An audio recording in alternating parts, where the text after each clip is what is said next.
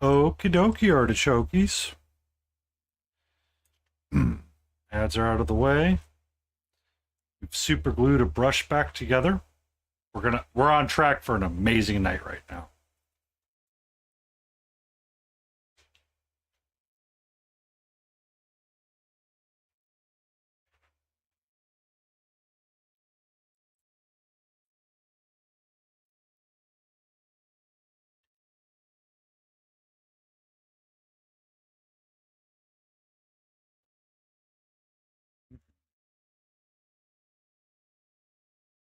Stupid.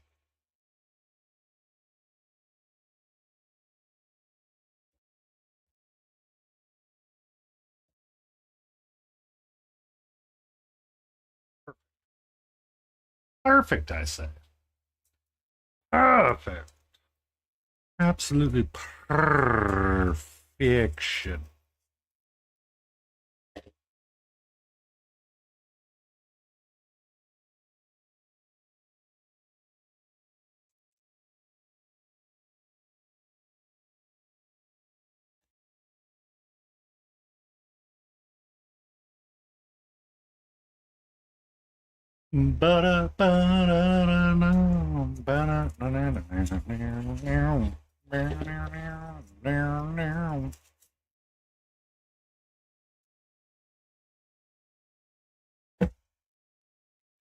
Wood glue. Good for keeping things together. So how are you? Hmm? You going to read tonight? You gonna read a good book? What are you reading? Potato.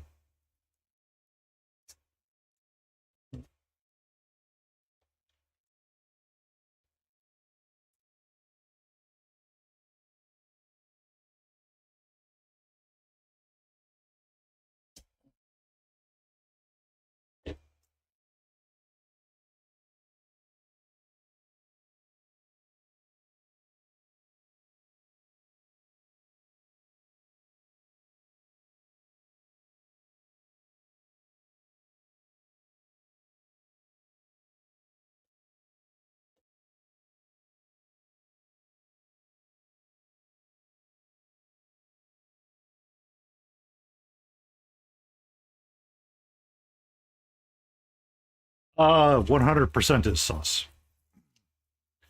100% sus. I need a small, minor victory. I want to take aggression out on something. Cutting pink foam for a light tower, perfect idea.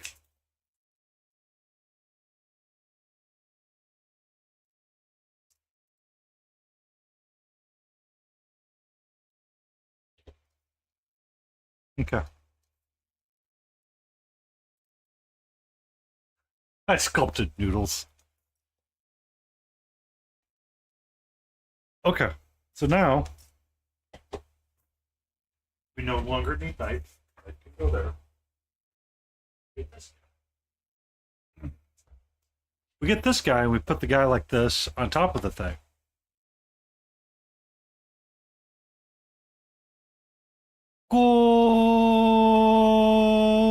Good evening, Lion.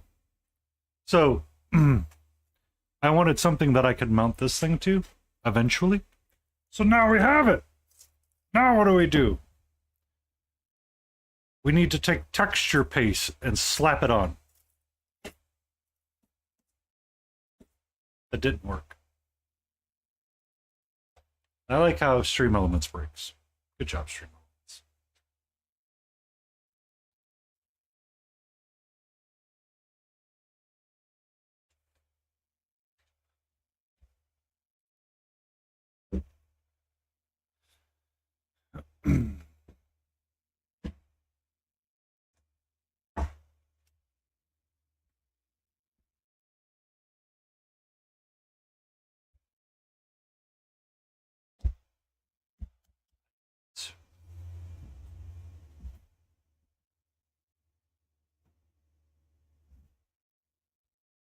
Do not need light tower or lighthouse. Do need this though. All right. I'm missing something. I'm missing a thing. 1 second.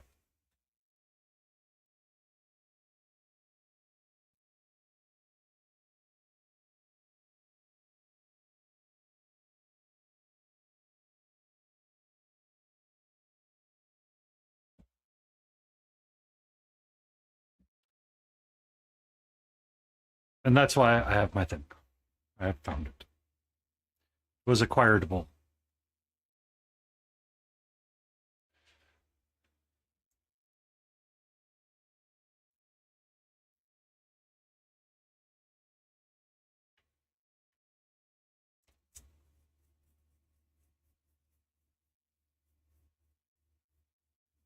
I'm painty paints now.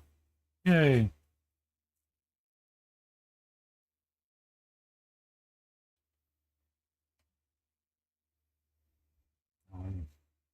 1 second. Need to switch a tab over in OBS.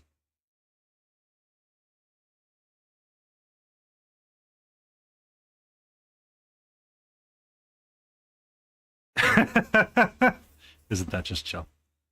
It's already better, Potato, because you're here. And I've managed to attempt to super glue my fingers together. So right now we're batting 1,000.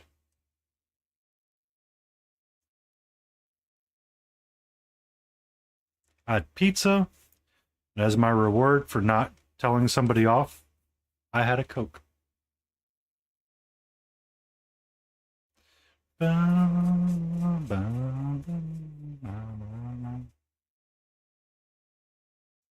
So I feel like there's character growth there.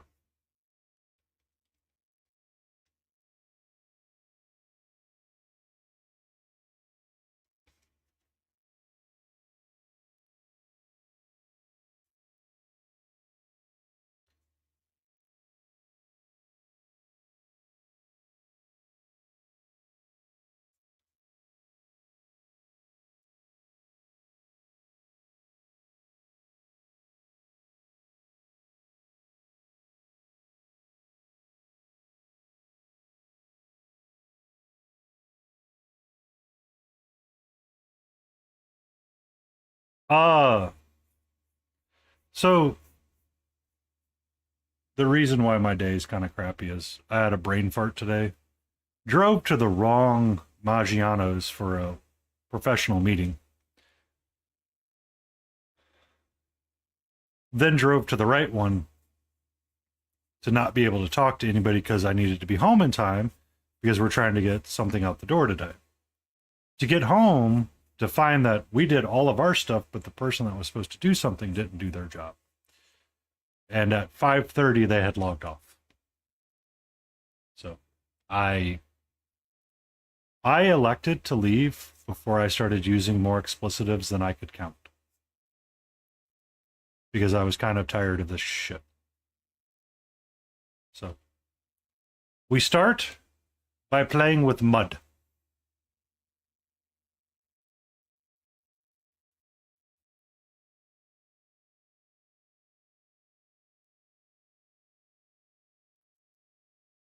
Have I ever done this before? No. Are we trying something new? Yes. Are we painting bravely like the podcast? Possibly.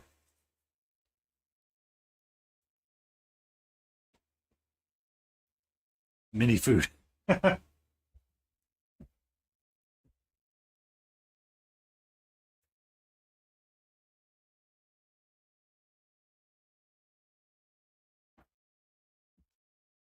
Texture base.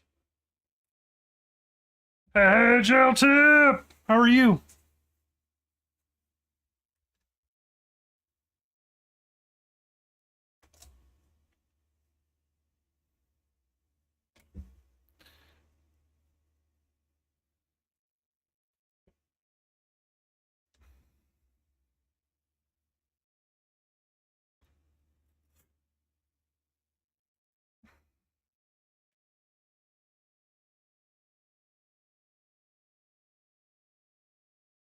All right, you get that gym lift in.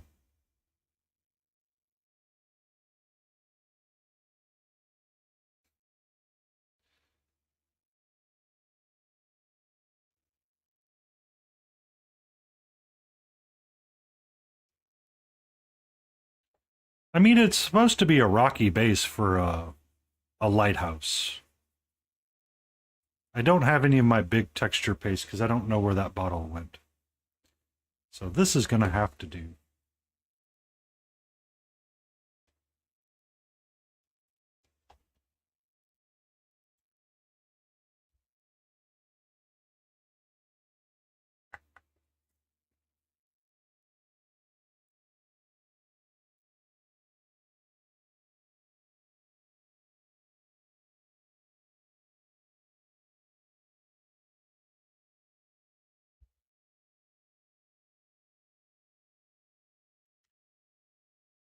Now what? So apparently I'm spoiled, by the way.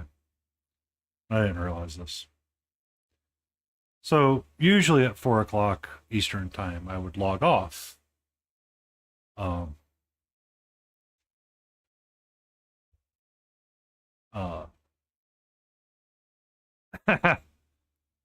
and I would be like Jill, and I would go to like my gym, which is the park, and I would do like half hour, 45-minute walk around the park and stuff like that. Well, usually afterwards to reward, for such a hard week and all of the stuff that I had to do, I would typically order myself pizza as my Friday night dinner. Because of where I am at, traffic sometimes can be extremely frustrating to deal with. So I try to order something that's easy to pick up on my way home. The ladies at Papa John's have spoiled me because usually if I order it at the park and I drive 10 minutes, they have it ready to go. Whereas Pizza Hut today was like, "Excuse me, sir, we said 5:41 and it will be exactly 5:41 before it is ready." I'm like, "Are you serious?"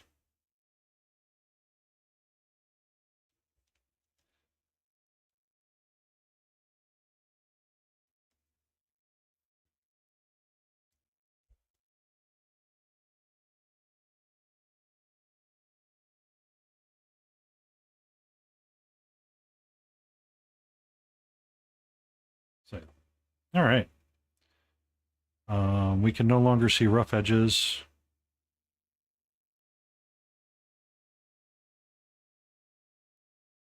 I'm going to call that experiment complete.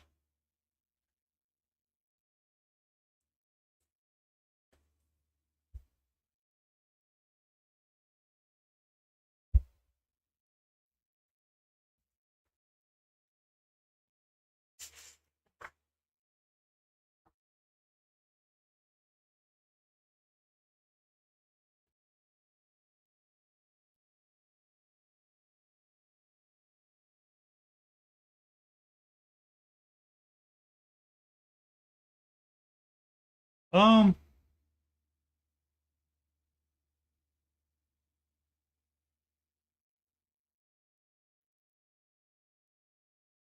that sounds solid. We all deserve a break. I'm going to move this out of the way.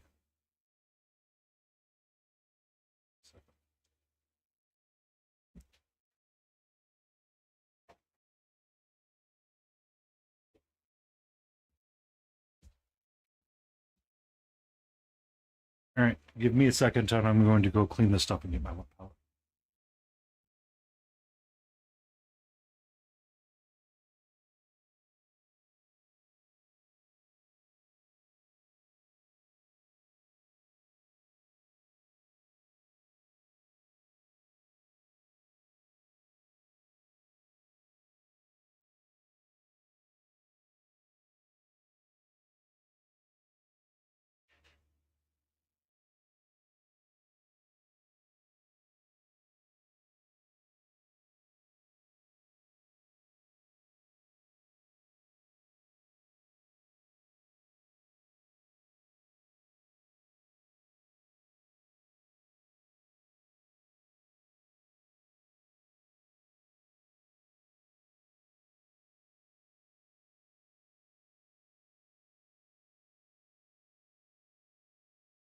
All right.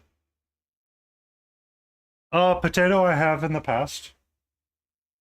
Um, On Friday nights, Visit sometimes runs his little Discord hangout group. I've joined it. I have tried to convince Smiling to get over to Discord so we could use that for stay and frame together. So when we're painting and jamming together, uh, I could make a voice channel in my server really quick and invite you to it. We have done that with No Mana Man before in the past as well. All of that to say, yes, I have. I just don't do it all the time.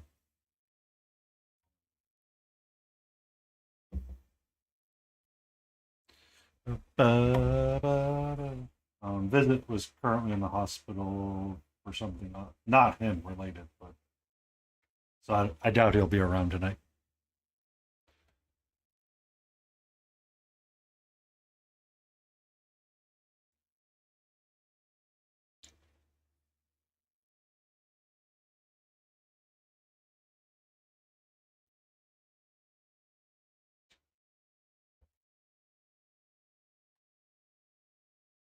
I'm currently pondering what I want to paint.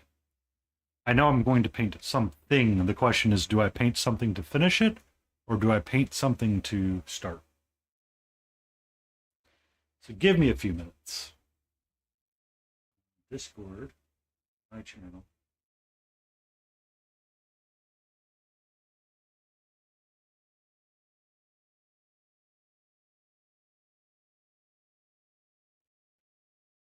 Um,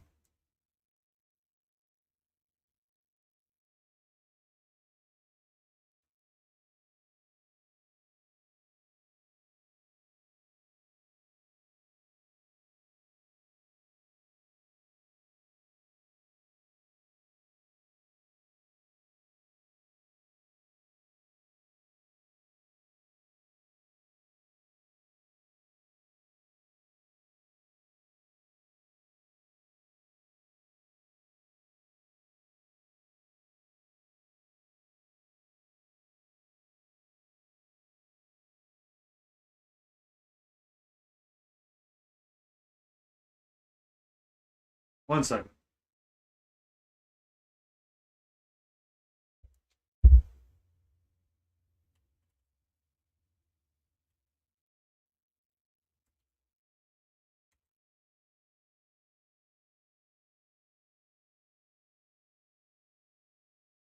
Okay.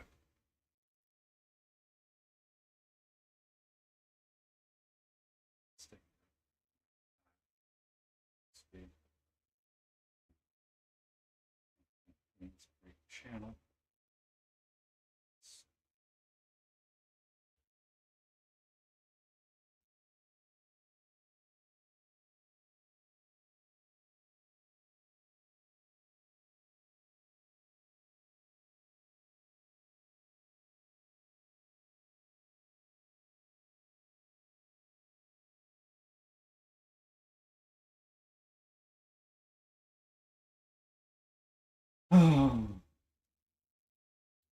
All right.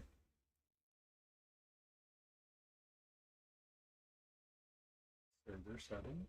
Where are you at?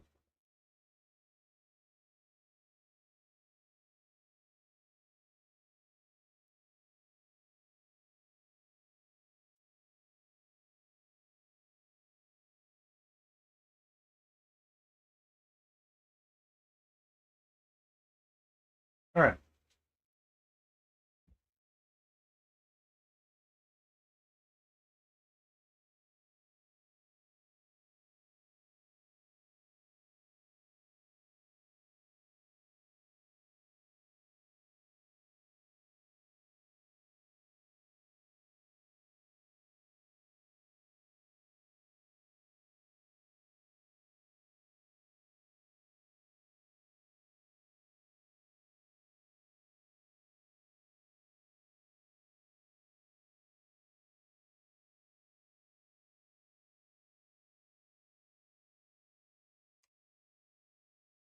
Okay. Potato, do you have a Discord server you would like to chat in, or would you like to join mine? I did create one. Let me know when you're in there, and we will.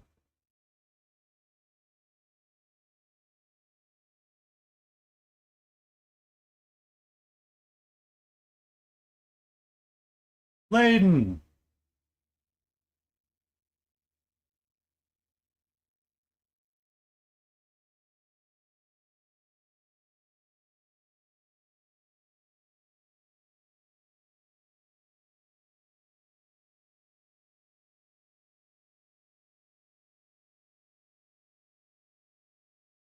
I have not collected your Discord yet. So it's a little. Yeah, I have not collected yours. I've collected Isidore's, but not yours. Data ones.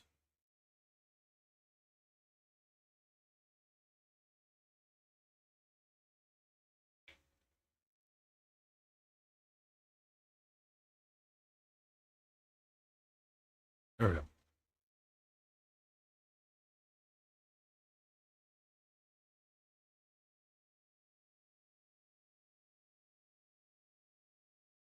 Ba, ba, da, ba, ba.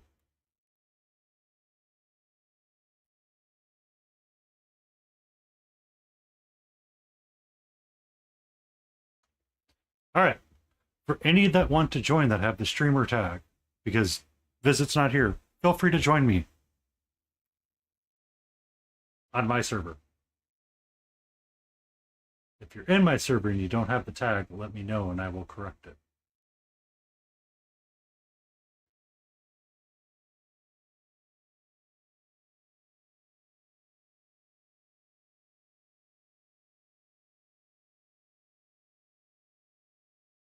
What do you mean?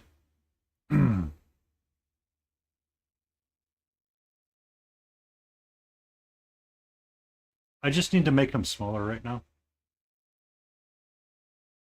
Painty_paints, stay in frame. I don't have smiley anything face. to put in frame yet, Yaddy. Well, hold on. Oh my god.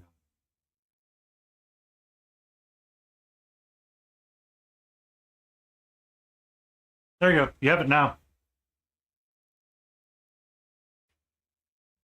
You do it. Zip.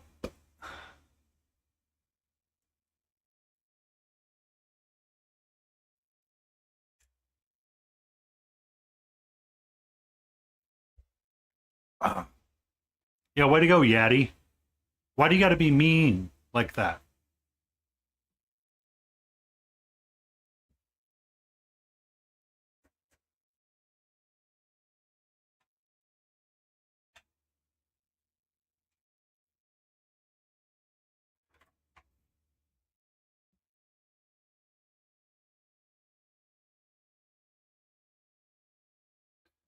So we could start spot. I'm not really feeling that.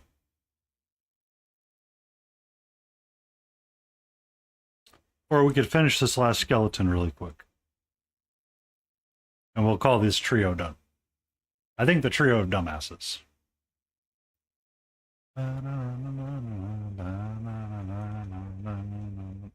Fuck you, Cat Cam.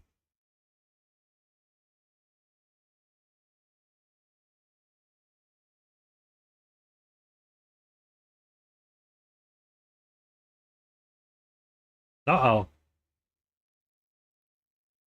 I have a potato.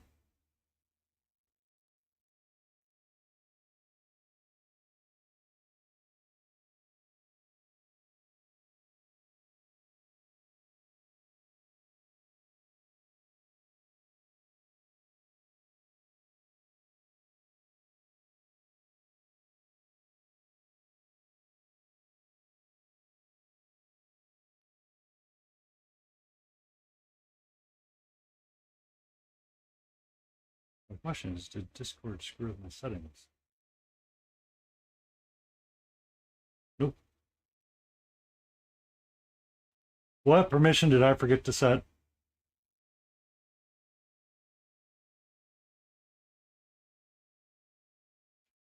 Yeah, sorry.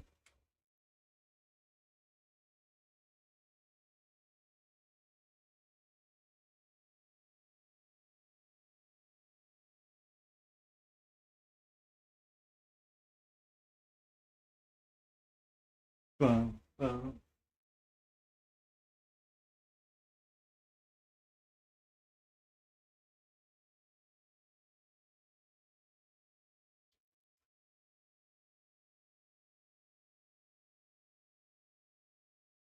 One second. I'm trying to figure out how I screw up stuff on settings.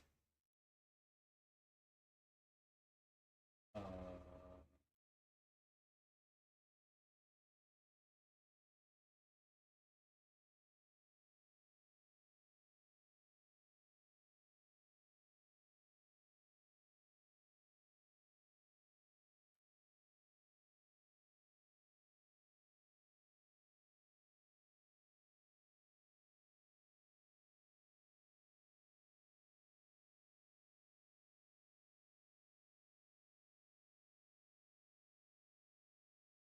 I know. I'm just very special.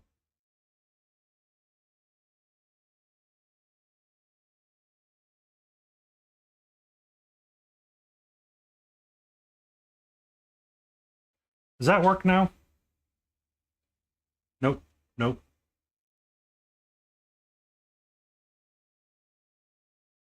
How's that? Does that work now, Potato?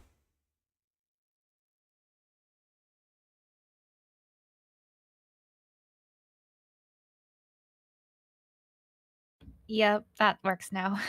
Yes! I figured it out all by myself. I'm a smarty pants. Very smart indeed. I did not have a voice channel created because I was like, oh, I don't need one of those. Apparently, I do now. Apparently, I do. So, how are you doing, Potato? I'm sleepy. So is my cat, but the cat camera decided to stop working because it's a.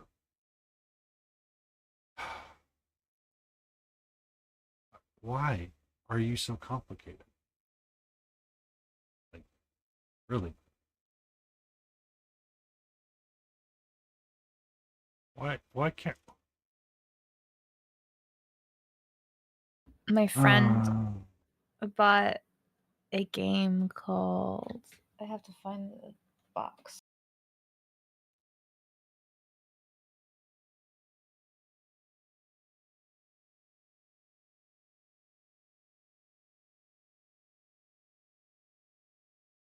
It's Nemesis, the game Nemesis, and I guess they have different expansions and whatnot. And my friend bought the cat forms of all of the expansion monsters and main game.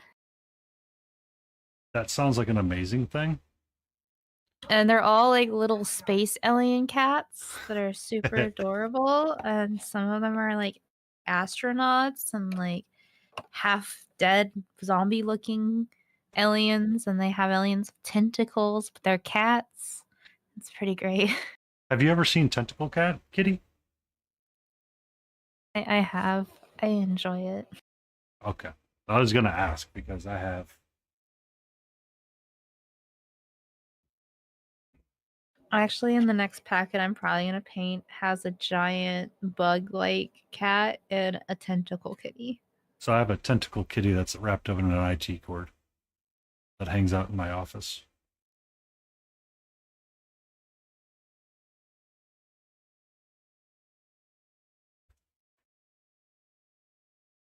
Actually, this model's cooler than I thought because it also has like fungi on it too with the tentacles. It's got fun. Would you say it's a fun guy? I don't know. It's a cat. How did this and you, ma'am, are on my nerve today. My last. I was referring to my cat. She's been in a Yeah. she's been in like super sassy mode, and she's like, "Excuse me, sir. I feel that you've ignored me and you've slighted me in some way." I'm like, "I have not. You have, therefore I shall cause all of the problems, and not just one." Yeah. My dog, if she gets angry at me, she'll like hide my stuff away or start chewing at my stuff. Like she'll start digging in my closet and then eat stuff in my closet. She recently found out she can climb in my closet and find stuff. And then I have like a place on my desk. She knows where I keep all my rubber bands, and she'll purposely dump out that basket to get to my rubber bands and run off with them. How big is this dog? She's like about 50 pounds to 47. So like a medium-sized dog that Yeah. is very much acting as a lap dog that's like, excuse me, it's time for Paul theft larceny or something. Yeah, she's got Sharpei in her, so like the thing I say about like Japanese dog breeds is I think they're basically cats with the dog loyalty. That sounds about true, honestly. I haven't met a single dog that's like a Japanese based dog that isn't cat like. Well, the Shiba Inu can be very cat coded. Yeah, but Like, so is the Sharpei. Like the way she looks at me when she's stealing my shit. And like recently, she stole my job badge because she was mad I was leaving for work, thinking I wouldn't go to work if I didn't have my badge, and hid it in her bed. all I've learned is my cat's not that vindictive. Um, Congratulations. no, she just makes sure that when it's bedtime, she's going to be like all over my desk.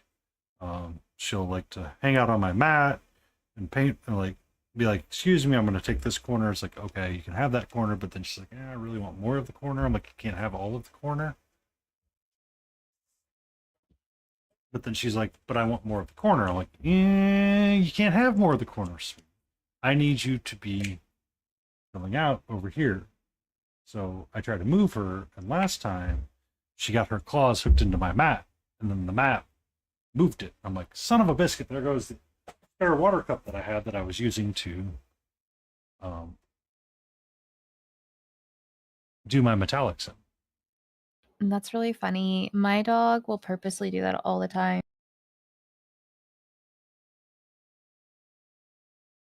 She especially when I'm not sleep if I'm not going to bed on time, she gets really moody and starts nipping and like will like start taking my shit and dumping my baskets and chewing anything she can get her hands on. Like she like chewed up one of the miniatures I took like 40 plus hours to paint. I don't want to be And angry at the dog, but the dog. I wasn't mad though. Like I really wasn't, which is the crazy part. Cause like I was upset about the situation, but I wasn't Mhm. mad because I looked at her and I'm like, "Your face is too cute. I forgive you."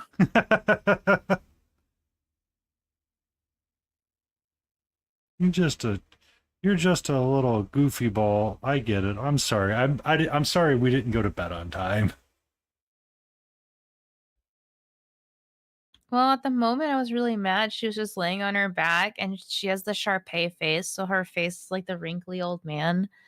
And she had all of her facial structure because she has like a German Shepherd face, but like the Sharpei wrinkles. Uh huh. And her whole face, like when she lays down, just slacks to her top of her head. So Hmm. like all the extra skin that isn't shown when she's standing up straight just makes her look like really silly. And I was like, I can't even be mad at you because of how dumb you look sometimes. So yeah, Yeti.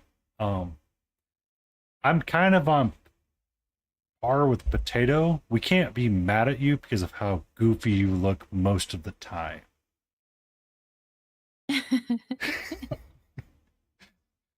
I don't know if your face is that cute, but you do have the goofiness. I would agree. Love you, Yab. You're a wonderful human being. Sorry I wasn't around this morning to torment you if you were streaming. I was otherwise preoccupied with something else.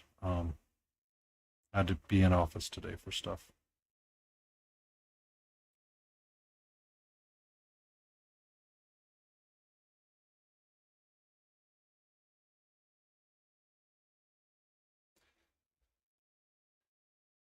check Wait, out what's my your palette out of curiosity? Sorry, I didn't mean to interrupt you.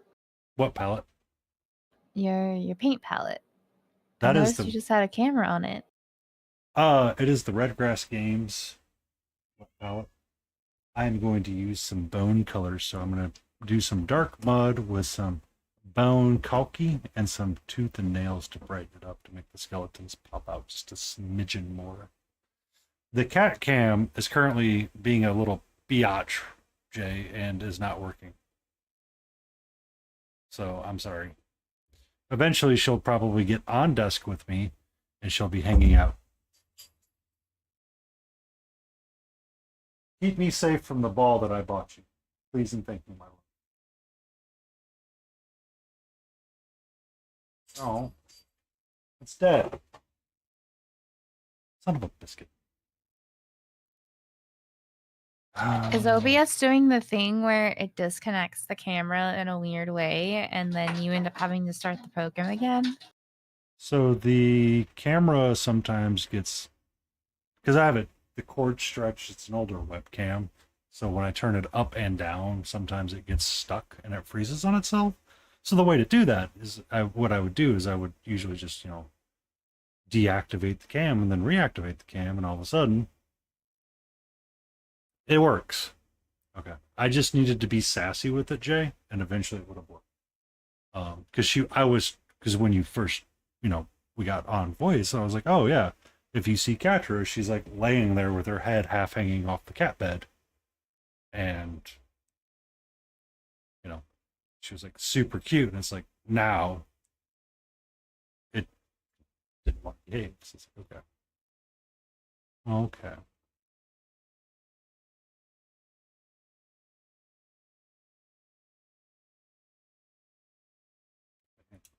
At some point, my dog acquired another sock of mine, and I don't know when. So that's what happens to the socks? So, I've never had a dog like this, but she doesn't really bark. But the one thing I have issues with is she really likes it when my stuff stinks to the core. So after a really hard hike or like a heavy workout, or if I've sweated in my socks all day, or a pair of shoes that literally stink to the brim, Mm-hmm. like she cannot bring herself to not choose those things or take off with them. So you have to be like super careful because your dog has a weird smell fetish.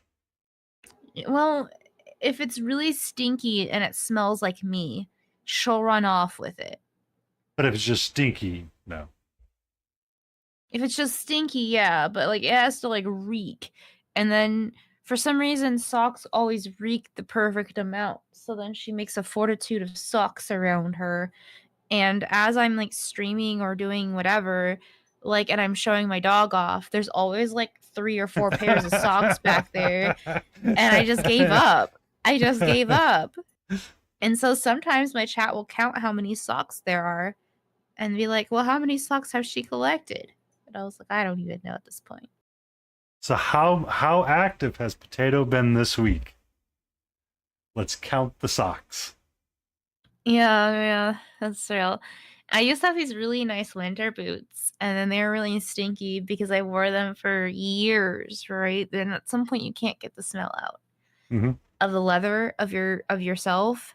And I had these boots for like 5, 6 years, maybe 10 plus years. My mom owned them before me, and my dog just like straight up ripped them apart.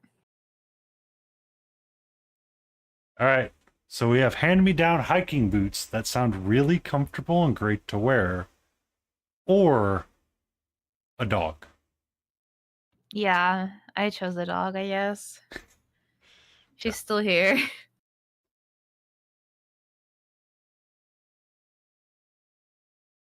I also traded away my free time, so there's that. There you go, Jay. She's got the interest outside. There's a bird. She's in full track mode. Full track. So I took her outside yesterday, Jay. I got her in her little pink harness. She is not an outdoor cat. I do not let her go outside because next door to me, there's a neighbor. Somehow we have acquired a feral cat in our neighborhood that is not neutered. Super great when you look out in the morning and your cat's going crazy inside and you're like, what's going on? And you go, oh, there's a new litter of kittens next door. Wow. It's great and they're cute, but I get concerned about where they go and who takes care of them. Because my neighbors love cats, but they haven't been able to capture the mom and try to get them neutered. Like I'm almost to the point where it's like it's time to start actively trying to figure out ways to capture her, so we can get her neutered, and let her back into the neighborhood. Because she's spicy. But anyway, so I don't let her free roam outside. So I got her a little pink harness because it was on sale at PetSmart or whatever when I went and picked up her food one day. I was like, we're gonna try to harness train her a little bit so she would like not like run off like crazy right now.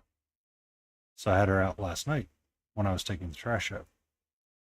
And I let her hang out on my back and, walk with me because she will actually ride on my shoulder quite a bit. She is that calm for it until there's like a really loud noise, and then she's like, excuse me, your shoulder is now scratched. Forever. I used to have a guinea pig like that. I used to be able to take it on walks because it would just sit on my shoulder. So it's really nice, but I'm like getting the trash can out and I'm like throwing the trash in the trash can and it's making a really loud noise and she gets really scared and like her back claw. I'm like, nope, you're going inside now. She went inside and she hung out inside for just a little bit and she's like, excuse me, human, I'm okay with that. How are you? Do you want to say hello to Potato? Can you say hello? Cat's meowing. It's so cute. You want to hear a really dumb skill of mine? Sure. I can meow like a cat. So she is currently trying to help me paint by nuzzling my arm. So is my dog. But she's not helping. She's trying to get into my rubber band basket. So she tries to get into my brush box every so often. And she likes to be scared of my brushes and love my brushes all at the same time. One day I was trying to convince her to get off my desk. And I had this brush here in my mouth. And it was pointed towards her and she goes, excuse me, this is Snake. My claws come out. And it got me pretty good. I was like, okay, we need to trim these now.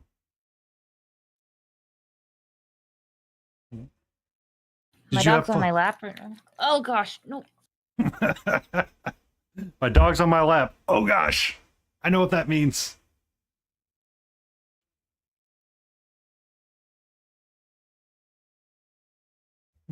Yes, hello. She likes to nuzzle into my beard.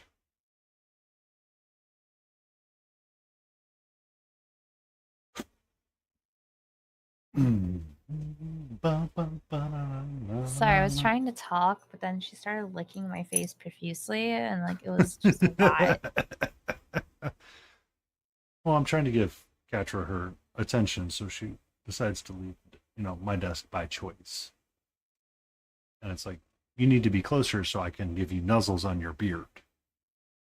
I'm a firm believer that I used to beg my cat for attention, but now I'm just sometimes hoping my dog will go away. I can understand that. They have a way with life sometimes. So you're going to hang out on the edge of my desk and clean yourself. I'm going to go back to this then. You chose to clean yourself. Well, I was painting, but now I am. Now you can dog. Now you're giving dog attention. Yes. Dog want attention. So what book are you reading? Me? Mm-hmm. Secondhand Curses, I think it's called. Secondhand Curses. Interesting. What is that book about? It's about like fairy tales as Grimm's fairy tales and your classics like Cinderella, things like that, who make deals with fairies, but takes the realistic ideal of fairies. You know, like fairy godmothers in the past would be kind of, they would give you a deal, but you wouldn't be exactly getting what you want, Uh-huh. right? So like true fairies are kind of devious. Anyways, there's this guy named Jack, and he runs a whole bunch of missionaries. One is a Frankenstein, essentially. One is a werewolf, and one is something else. And they go through each of kind of the fairy tales with a little bit of a twist, and they solve it. And oftentimes, if there's witches or fairies involved, they try to kill them because they are mercenaries. Mm. I might have to put that to my list to look at when I finish my current audio library book set that I have. But I've been kind of enjoying it only because, like, it's a little bit weird, but at the same breath, I think it kind of has a nice tone to it. Be safe, Tip. Thank you for that alert while you worked out and got buff. Yeah. So I enjoy urban fantasy books. Like I really enjoy Dresden stuff. Uh,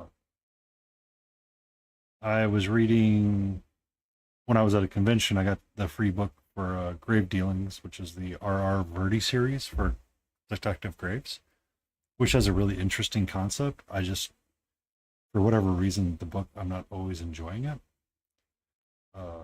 He essentially is a detective that can't figure out how he died. So he's spending his life right now jumping from body to body, figuring out what happened to him in bits and pieces. So he has to go up against like supernatural, so like kitsunes and all that kind of stuff. They just haven't like I haven't seen like the reward of the payoff because I haven't really found out how they're connected aside from him building his little squad so far. Welcome in, Bale. Yeah, she's hanging out right here near my hand, so we haven't zoomed in yet, or we were zoomed in, and then she decided to hang out and like nuzzle my arm like this right now. So we are going to hang out. My dog is laying on my foot. So I've tried to. So if I'm sitting, she will not be a lap cat. However, the moment I lay down and spread my legs or like do like a little 4-figure with my legs, she finds that spot almost instantly and curls up into a ball. Take a nap on the couch, laying on my feet or laying right next to my feet and my legs. Lay on my chest all day long. Sit on my lap while working? Never. Never. Pedestrian. My dog just climbed up my chair, and literally there wasn't enough thank room, you, so she Blades81 fell off it coming in and with looked the at me awesome like I people. was the person who like how dare you? Welcome in, Blades! And welcome in, Michael Paints Minis. And thank you for that raid!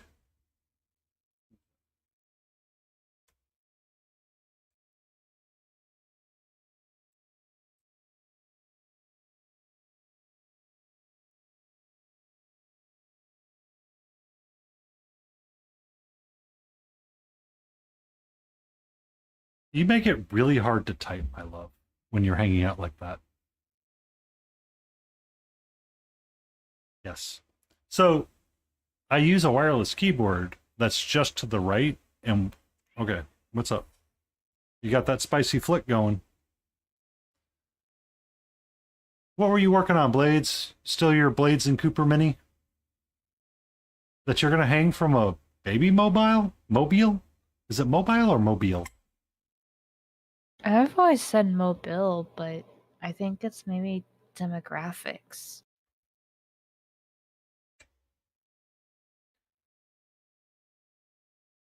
I say it like a. You say it like a cute Canadian that is trying to be Southern. Well, you see you down there in Mobile, Alabama. I have a Tennessee accent. Hey, we don't bite. You have to practice.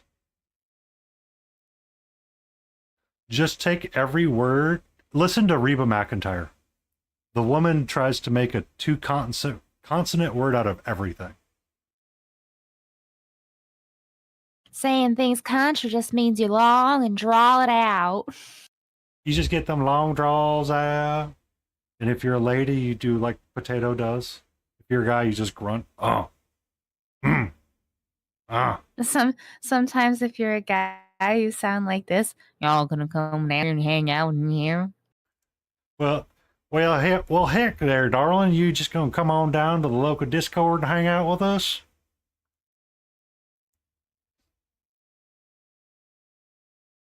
Men tend to have a draw that goes down.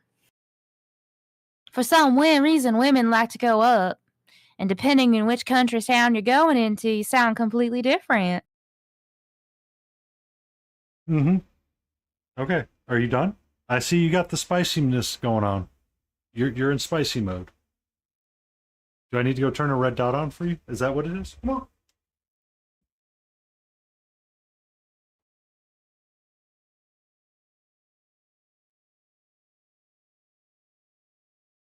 I have a West Coast accent.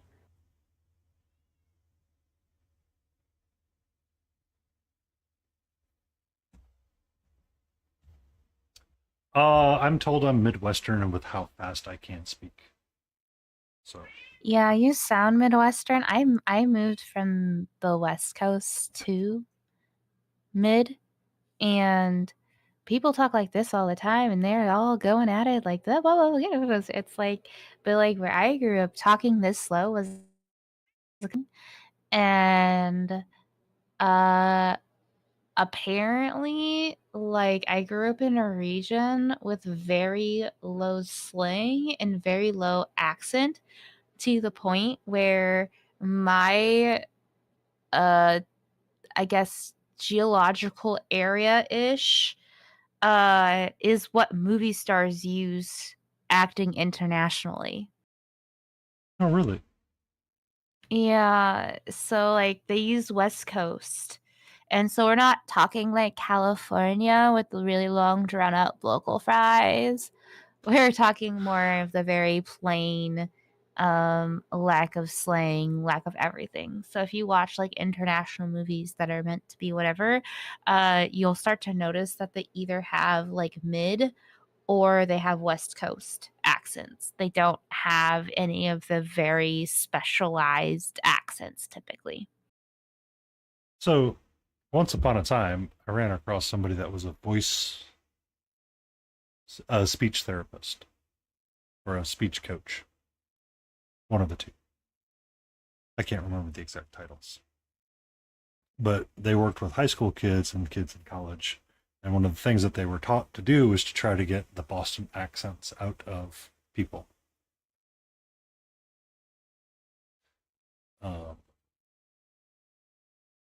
if you move, what if he decides to come to Canada and you make him Canuckian? That has happened. Because one of the things that people realize is like if you run across somebody with a thick Boston accent, what's like the first thing you ask them to do?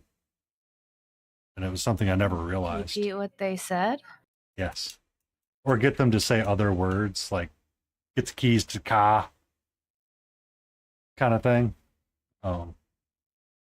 Like Boston accents are really, really hard to understand. Yeah. Ask them how they like them apples. I don't know. Yeah, there's some things I don't mess with, and people with a thick Boston accent, I usually don't get too sassy with them. I've never met anyone with a thick well, I met one person with a thick Boston accent, but we didn't become friends because I kept on asking them what they were saying and they got really annoyed. But that's the point, is that sometimes speech and intelligence are linked. The perception of speech and intelligence are linked. Um, so they were teaching people to kind of get away from the accent, not out of, spite, but it's like people immediately recognize like a well-spoken person faster than they do someone with a thick accent. Like around Boston, it's all fine. Like it's normal to have. I think well, I think there's a difference between like dialect language, like if you're in a certain area or a group versus overall language in the way we sound it out. I think it's kind of like the ideology of like regional German versus high German. I think America has it too, but not to like just a straight understandable degree. And it's usually people who sound out their words. It's usually people who can actually produce a sound and speak clearly. I gotcha. So, like, there isn't necessarily like an accent that goes with it necessarily. It's just the lack of a heavy accent that would impede on the sound. _Rosie_ just subscribed for 2 months. Thank you for that 2-month subscription, Rosie. And you have great luck on your rolls tomorrow for your tournament.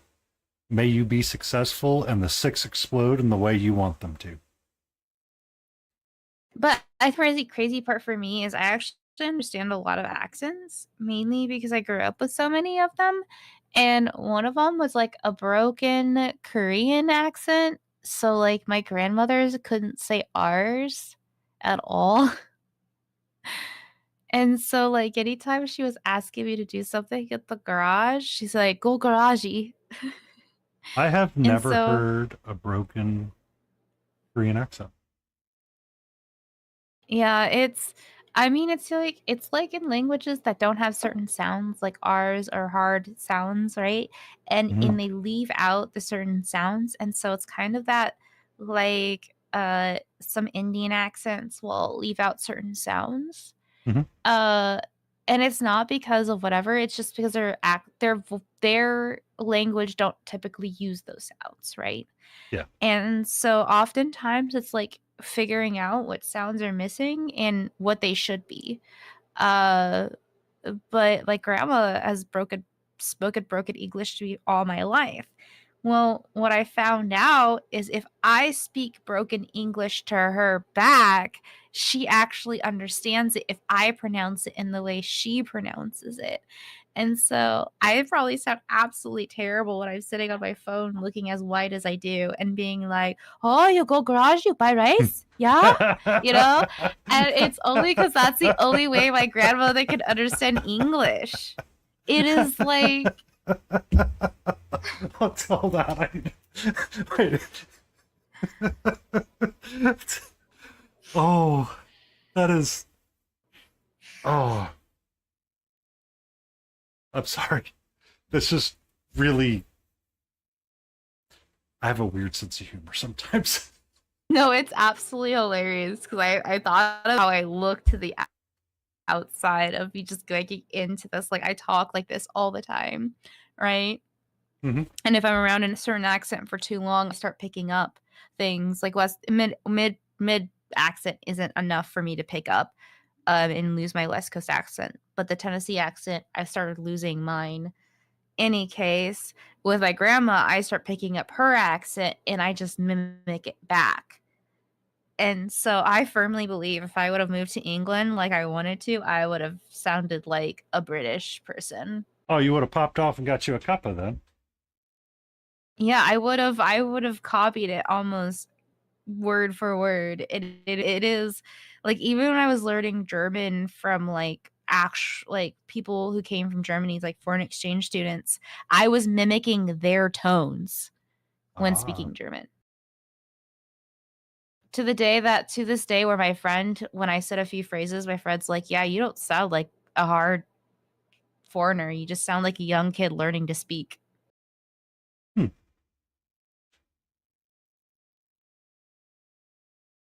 Tally ho, and what? Over the trenches we go, old buggy. What was, oh, Solo, I am terrible. All right, my perception of British people has been ruined. So there's Adaptus Paints, who's the Netherland. Is it Nether? Oh, it's Dutch. His dad is Luxembourg, and his mom is from Asia. So he shows more of the Asian features. I'm like, my life is ruined.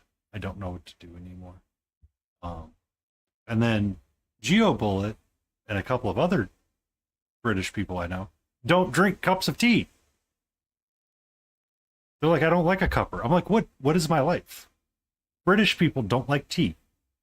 How am I supposed to live in a world where I have a Luxembourgian Deutsch Asian person that's native and British people that don't like tea? Tell me how this is supposed to work, Solo.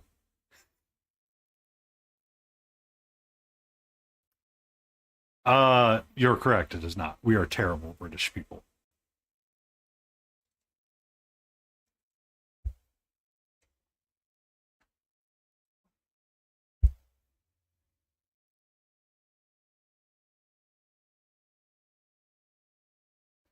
Also, I like how Crunchyroll reminds me of. Where's the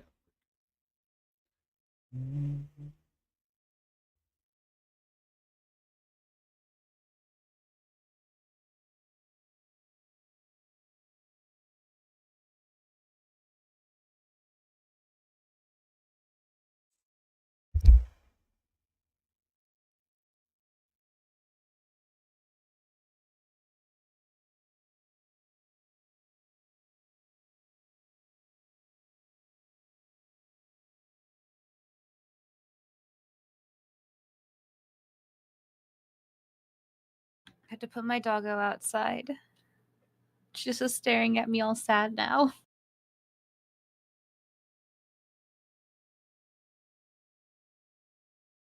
dare you betray me, mother?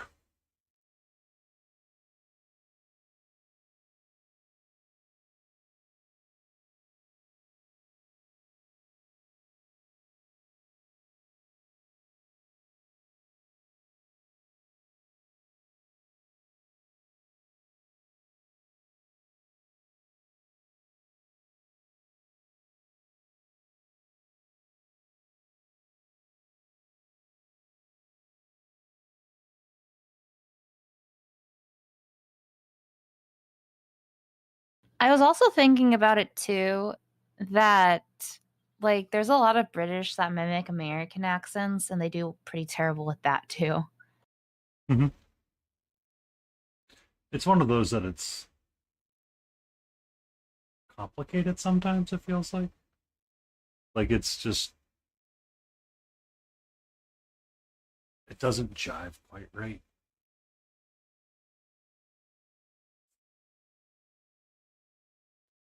Bad Yab. Bad.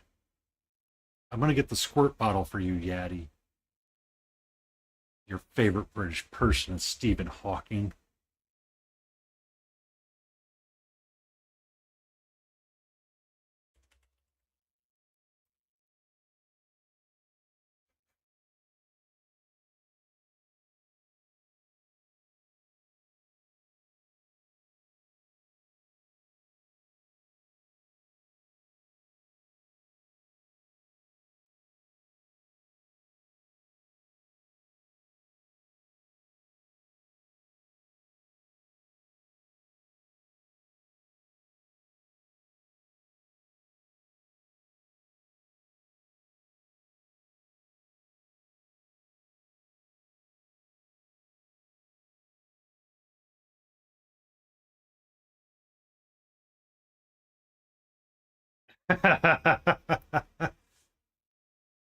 That's okay, Michael.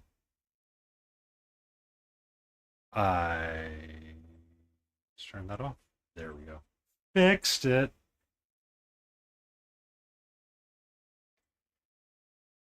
So why did you land in Tennessee? Me? Mhm. My family. Ah, that tends to be a good reason to land in Tennessee. I have like 15 cousins that are like 10 years younger than me. Ah, yeah.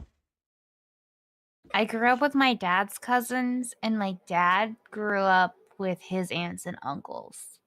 Mm. So our line of the family all had babies really early. And so we're all like 10 years older than all the rest. So my kid is the same age as technically my cousins, but I'm the same age as my aunts and uncles in which I grew up with. That doesn't get So like complicated at all. I call them my cousins, and I call my I call the people who are like my great aunts and uncles, grandma, grandpas, and aunts and uncles. But technically, like, I'm actually a generation below. So I think they're actually my greats. Makes sense to me, Jay. I'm 100% following this. Basically, I grew up with my dad's cousins, and Mhm. my dad grew up with the cousins before then, and so forth.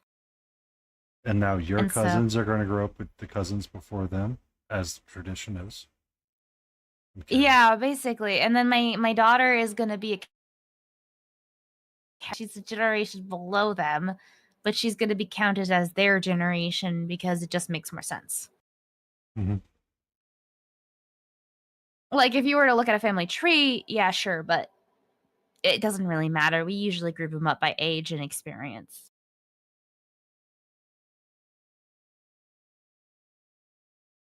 Yeah, that makes total sense to me. Uh,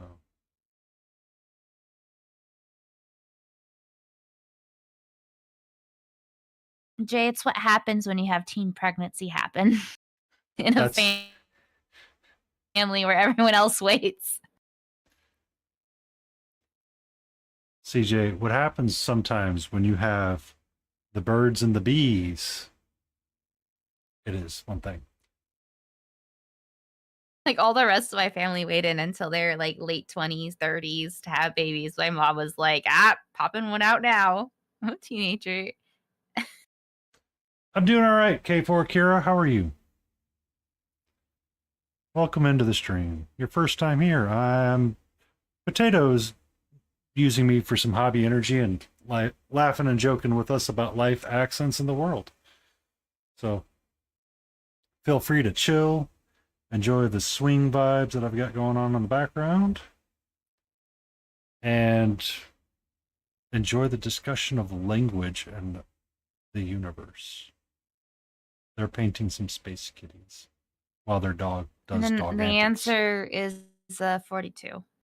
Exactly. That is the only answer to the answer to the life. What is the question of the universe? Life, love, and all. It is Life 42. and everything. 42. You're a little unfamiliar to me. It's not ringing a bell right now. I'll be honest. I've seen some shit. And Hear a lot that of song? I've been everywhere, man. I've been everywhere. since the last time we probably Lord Hoyle. Ah, now I remember.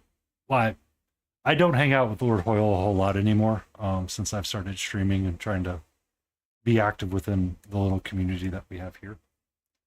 I don't always drop down, but I am glad you are here, and I am glad you have joined us. I would randomly post every so often. I usually liked it a lot better when he was. Yeah, he's all right. He's only great when he's checking Skull Woods for like 5 times. One of the reasons why I really like watching his streams was on Sunday night was to watch his Legend of Zelda randomizer run. in which all of the items would be shuffled around with different locations, which sounds really terrible. You are his artist. Ah. I've seen that happen with someone was playing 6 different games, like a group of people were playing 6 different games, and they had to find the items of all the games within the games. Yep. And they shuffled up all the items, and I was like, "What?" And they're like, "Someone's you have to search for the item. I don't think it's in my game." And I was like, So "Why would you do this?" he did that with Max. They were doing a Link Between Worlds or some kind of run. So there's something that exists for Legend of Zelda as well, where it would happen. And at one point, I think they were talking about this on stream, is that there was one guy that literally could not progress anywhere until someone found something in the other game, but he needed some item to get some progression, or where his item was at that was needed in the game was on like somewhere it wasn't supposed to be. So he had to he literally went to like dinner and came back, and they finally got to progress and beat the game, and it was like an 8-hour seed or something.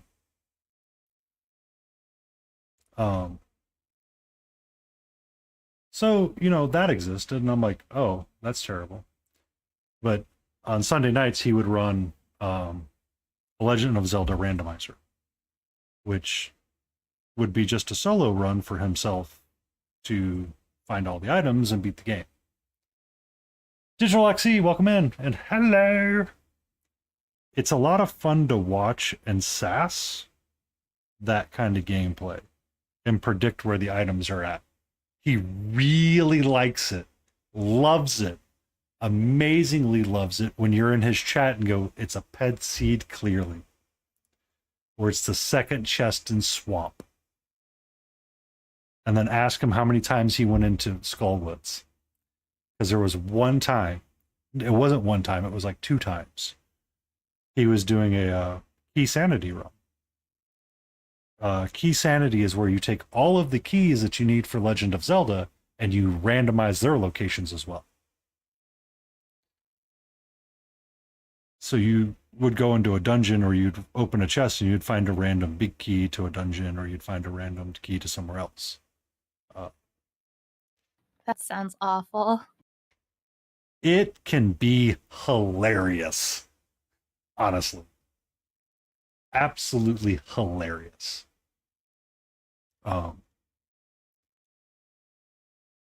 One night he was doing it and he had to triple dip or quadruple dip Skullwoods, which is the dungeon towards the mid-range of the game.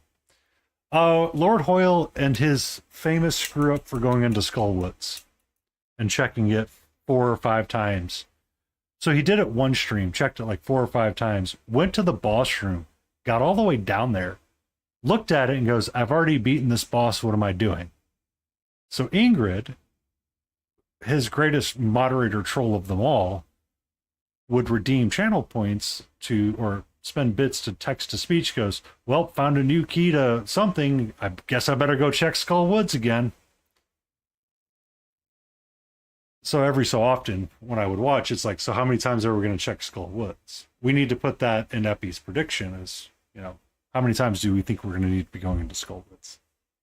Because I am that meanie head person sometimes. That's actually really funny. It is, and bless his heart, he's got a very competitive personality. So it actually is really frustrating for him. Just a smidge. And he's like, God, 1 frickin' time. It's like, yeah, it was 2 times really. So but yeah. And we're gonna start futzing around with a harpy, I think. This one has been primed and on my desk. I need to do something with it. I needs to do something with me. Yeah, you can't romance a light. Let's not talk.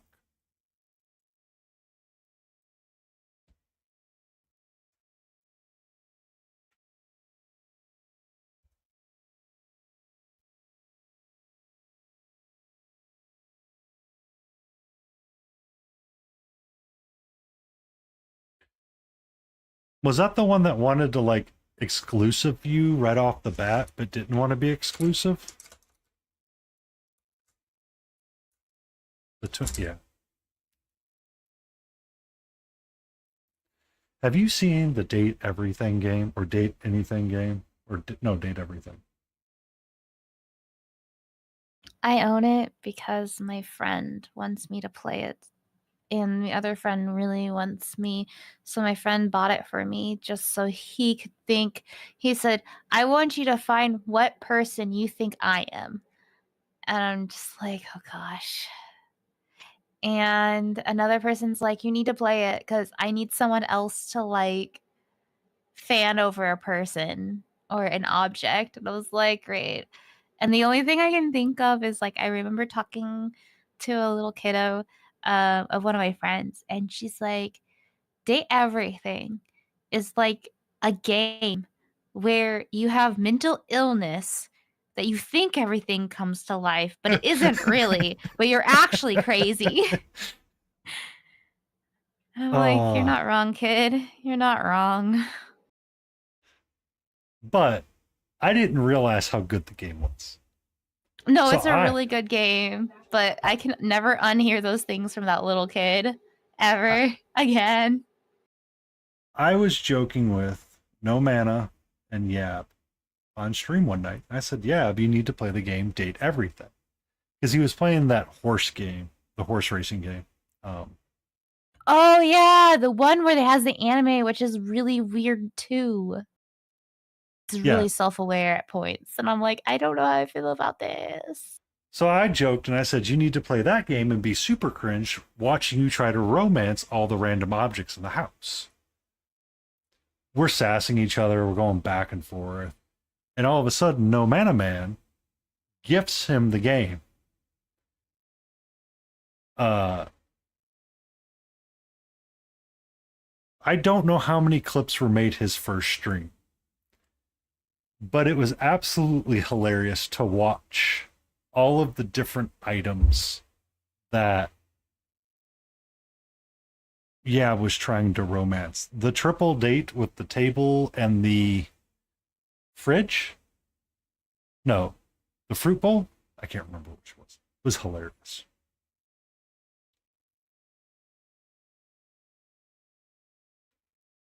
But then Holy Fire FM? Fruit bowl and the couch, that's what it was. Yeah, because it would give you a side quest to go find the other people. But then later that day, I get to watch, and Nerd Holla's playing the game. And she's, I'm going to play the Date Everything game. And she goes, I'm going to go romance the D20 because it's voiced by Matt Mercer.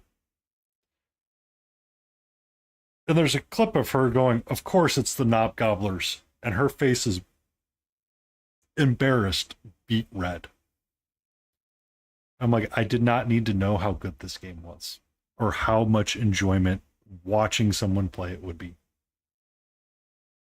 to be honest. And then, the doors that Yab can't romance because Dorian wants friends. Doesn't want the romance.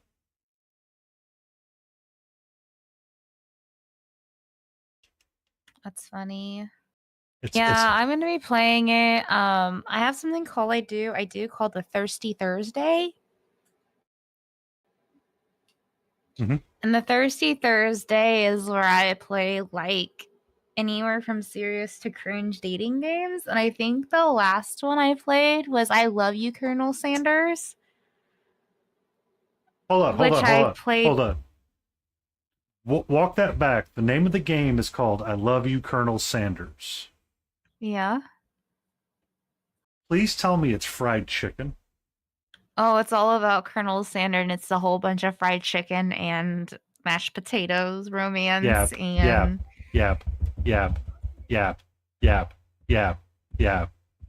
It's free, by the way, too. And it's free. Yeah, it's free. Yeah, it's free. Please. Yeah, please.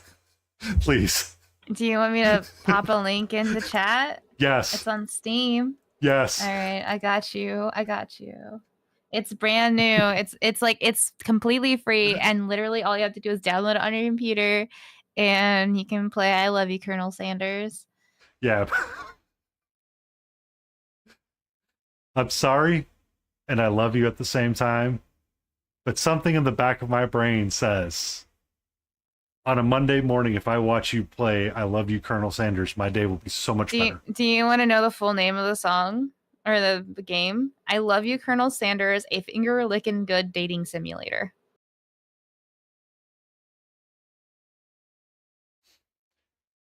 Oh yeah, and Colonel Sanders is super hot in this. Like he doesn't deserve to be as attractive as he is. This is why we have collaboration nights and we stream on Discord with people. I got you. You're good. There it is. There it is. That's There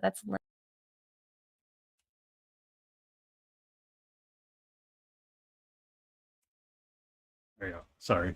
Nightbot gets angry. I'm one of those that doesn't. Jay, it's free.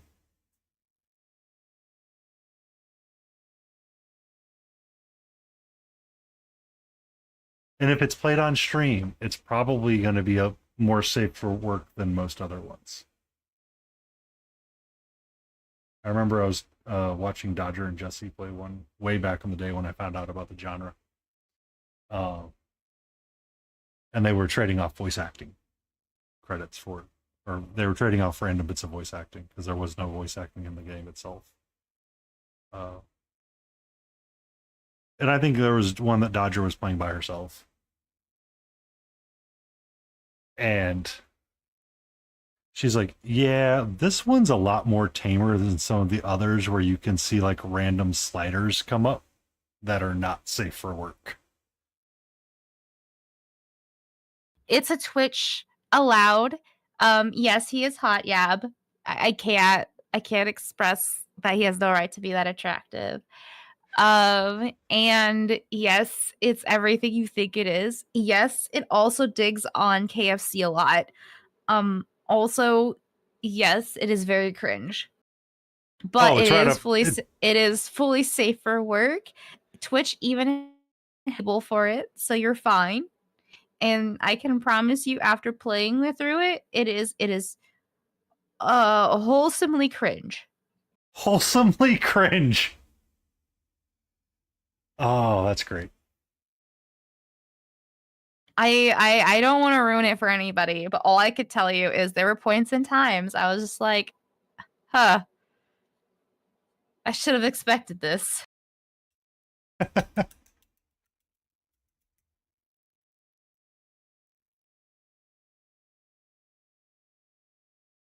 That sounds amazing, to be honest. Oh, I did learn there's a boy band, and it looks like BTS in her bedroom, which is hilarious. So they have a J-pop or K-pop boy band as a poster in the room. That is not a spoiler, by the way. That is just facts.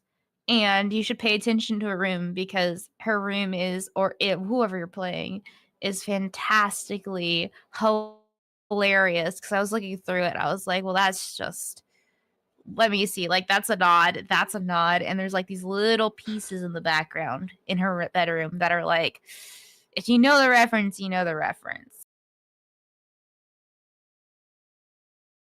Yeah, you don't have to worry about system here. It's just good vibes and digital food. Good vibes.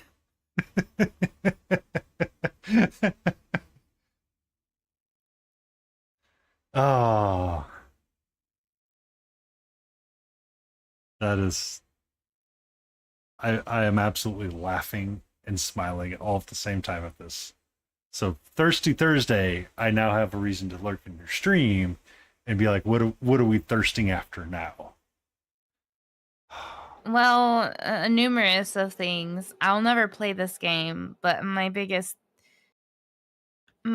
thirst is Gerard from The Witcher. Like Geralt? he's so hot. But I don't like him in the live action. I don't want him as a real person. I just want him to stay in the video game. So I've never played the video games, but I read the book. because I watched the first He's season. also really attractive in the book too. Like Yennefer in the video game, she's really attractive. I Mhm. just like them all in the video game. I don't want them in real life. Oh, I don't disagree with you. So does the video game follow the book series more, or does it follow some kind of weird system? I don't Yeah. remember, honestly. Okay.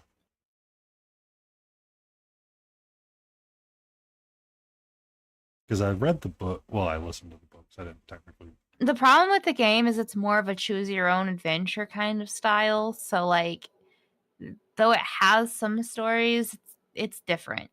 It's not the same. Right? I don't really look at it the same either. This is what's going to send you to therapy, Jay. This is what we finally get you into Yeah. therapy for. I am honored and shocked at the same time. You think it'd be something so much more severe? That I'm sending yet another person to therapy. I mean, yeah. I mean, it's fine if 2D men leave you to going to therapy. I guess that's just you.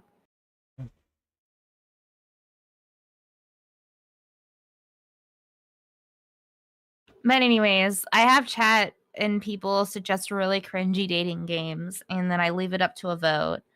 And then they have me play these really cringy dating games just to see my reactions, and I usually try to go in blind. So I haven't really watched very much of Date Everything. I maybe only know 4 of maybe 8 of the people you can date in Date Everything, and one of them is the board games, the dice, the glasses, the light, the shadow, and one other. And so I haven't really gotten a lot of like spoilers out of it. You will enjoy it. Yeah, but I want to go into it completely blind. It's so much more fun to do that. No, yeah. You're not my. Look, I can't date in real life, therefore I must date vicariously through you. We're going to make the most complicated dating arrangement possible. And then. Wait, is that marriage or what? You didn't need to call it that, but I mean, we could call it that. Yeah. I'm married too, but I always tell my husband I'm collecting 2D women and 2D girls. And he says, cool, I'll have fun with that. So, I mean, yeah. I can get some Agrax Earthshade and we can make a ring. We'll take a I'll take my pot of 1.0 Agrax Earthshade and I'll make a ring out of the little lid. I got rejected by the ad. I see how it is. I also have a child and a partner. Mm-hmm. But you don't see me shying away from it. I played that simulator. Well, I think Yadi's more saying they can't be my romantic love interest because they have a partner and a child. And I need to find my own romantic love interest, but I can't find I have a cat. My cat's my romantic love interest. I mean, isn't that enough? It is. It is. My best friend has a dog. You're not getting it yet. I know you're not. I know you're not yet. I know you're not. It'll be okay.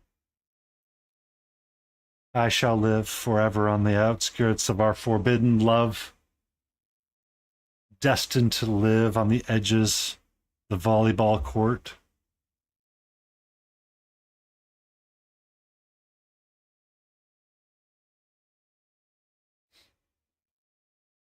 How was your day yet?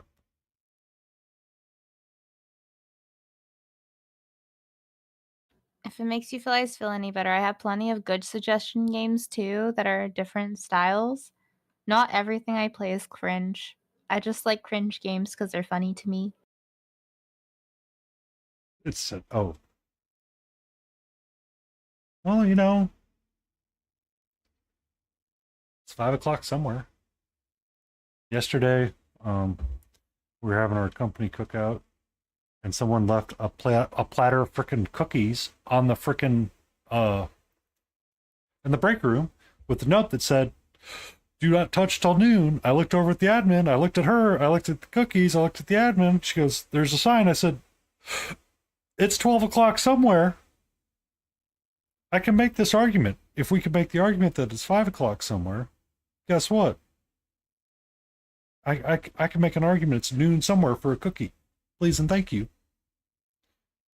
Well, I work at a place where they constantly give out treats and stuff, but they have this weird obsession towards sweets.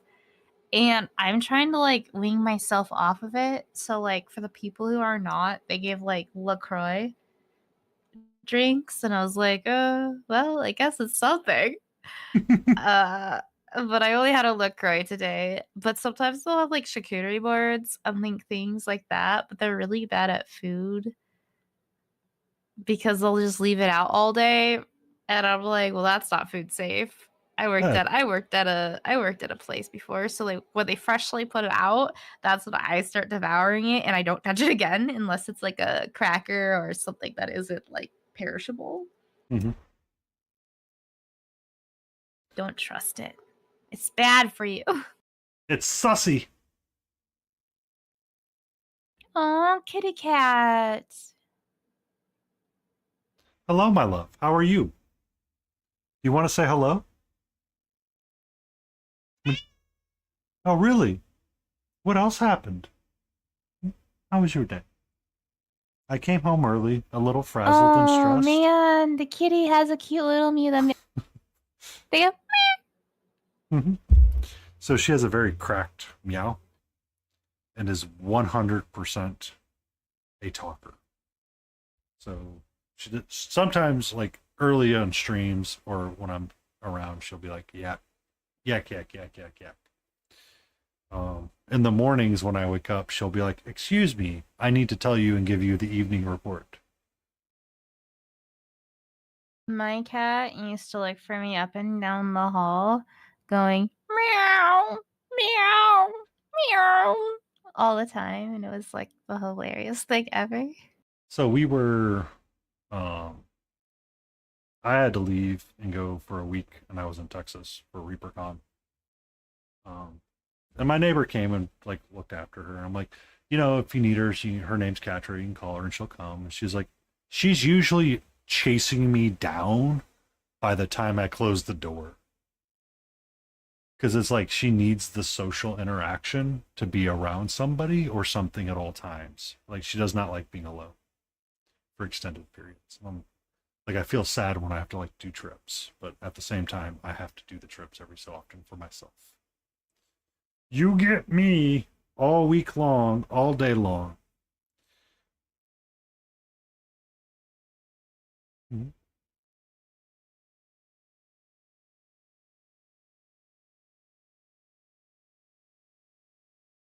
Mm-mm. We don't bite.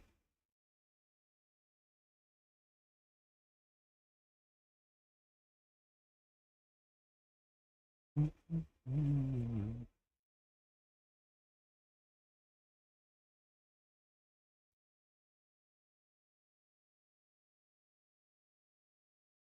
No biting, please. It's not the thing that I enjoy.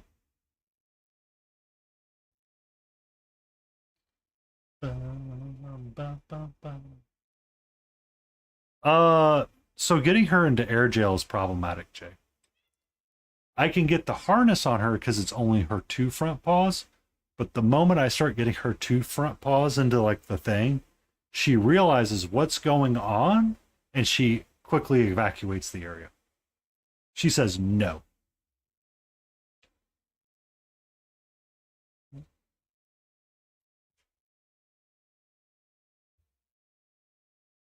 Do I Oh need to my do a scoop? gosh. I am so glad that I keep like a tray underneath my resin.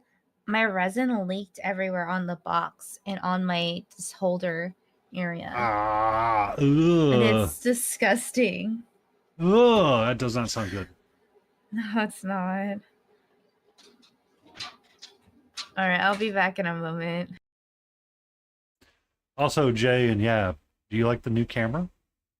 Is it a lot easier on your all's eyes?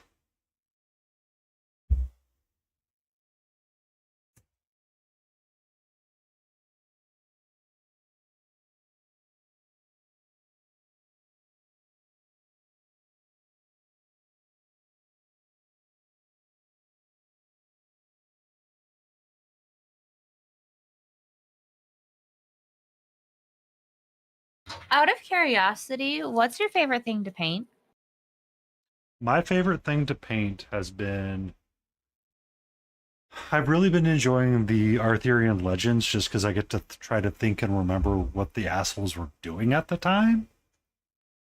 Um, so the Big Child Creatives Thank you, Arthurian stuff Johnny that they Jeans released, Minis coming in with the awesome people. uh, they've been a lot of fun. They've been extremely cursed when I try to paint them. One second. Hey, I need my hand here, please. That's welcome in, Johnny Jean. How are you?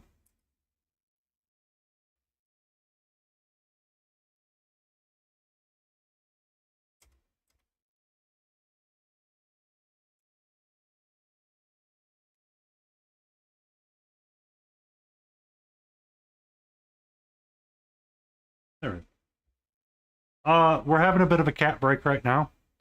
I have a new camera, so it shouldn't be blowing out colors as much as it once was. I'm really happy about that. We're now on day 3 of actively using it, and it seems to be working relatively well. Was your green very creative today? Thank you for that raid. I need to start writing this down again. That's not going to focus. I have Blades, Johnny, Potato, Boonstew. Wait, why is my name being said? I usually write names down of people that were hanging out with me on stream or rated into me.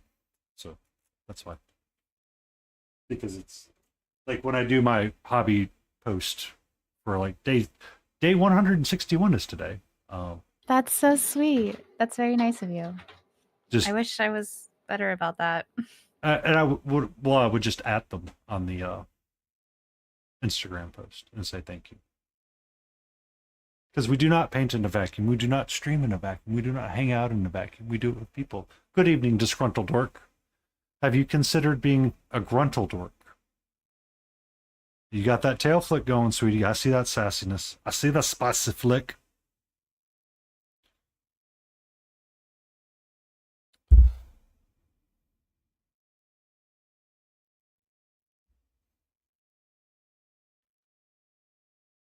Bum, bum. All right. Spicy tail flick. After you use a spicy tail flick, it is super effective. Yeah, that's my hand right there in front of you. Man, if you were a Pokemon, what would you be? I would be torn between being an Arcanite or a Charmander. Or a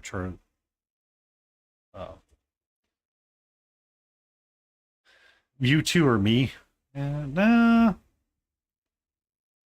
Mewtwo or me? Mew. I am very much like I like the Arcanite and the big puppy because they're just a big fluffy goofy ball boy, and then the Charmander is super fun.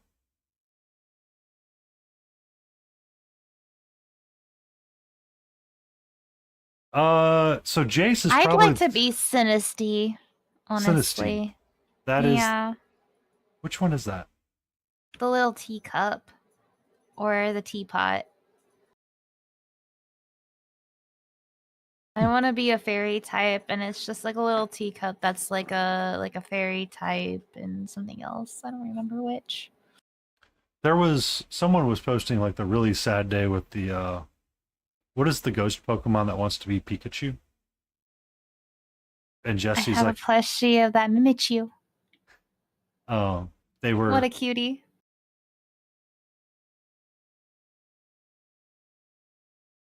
you want to be the duck that thwaps people with the leak. That's the fetch. Far-fetched. Far-fetched, yeah.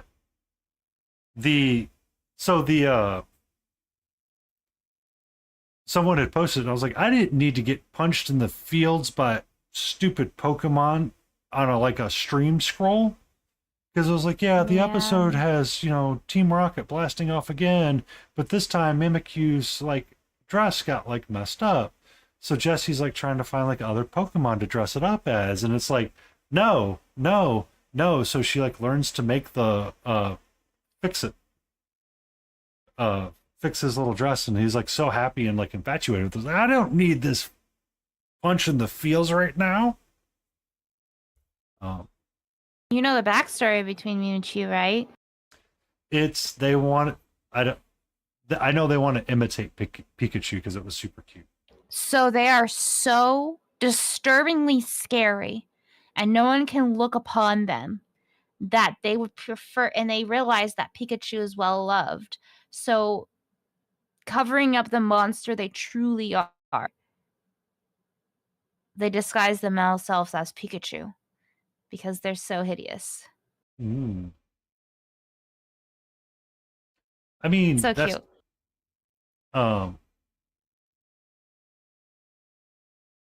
The original lore of Cubone from Red and Blue.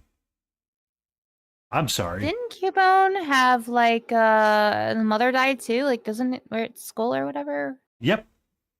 That's exactly what it is. And it's like people are like, oh, blah blah blah blah. And it's like, oh, you see the lore, and you're like, oh, oh, oh, oh. So when you mentioned that, I thought of it. I was like, oh yeah, the original lore of like the Keybones was like really sad too, because it would wear the skull of its mother.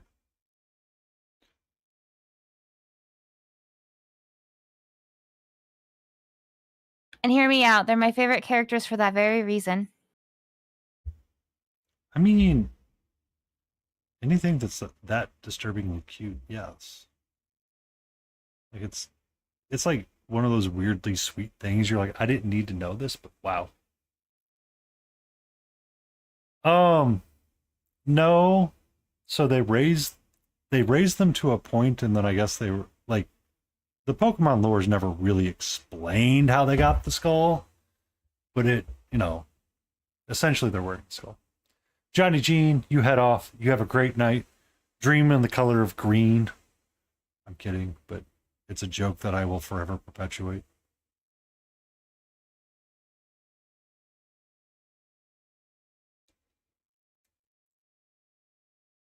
And thank you for that raid.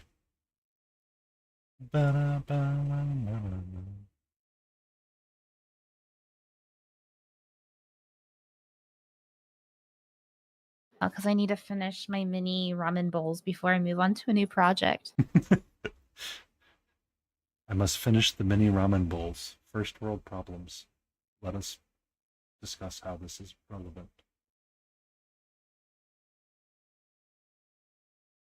I have ADD, and I have a rule, and I have to finish so many projects before I start a new one. I understand this altogether.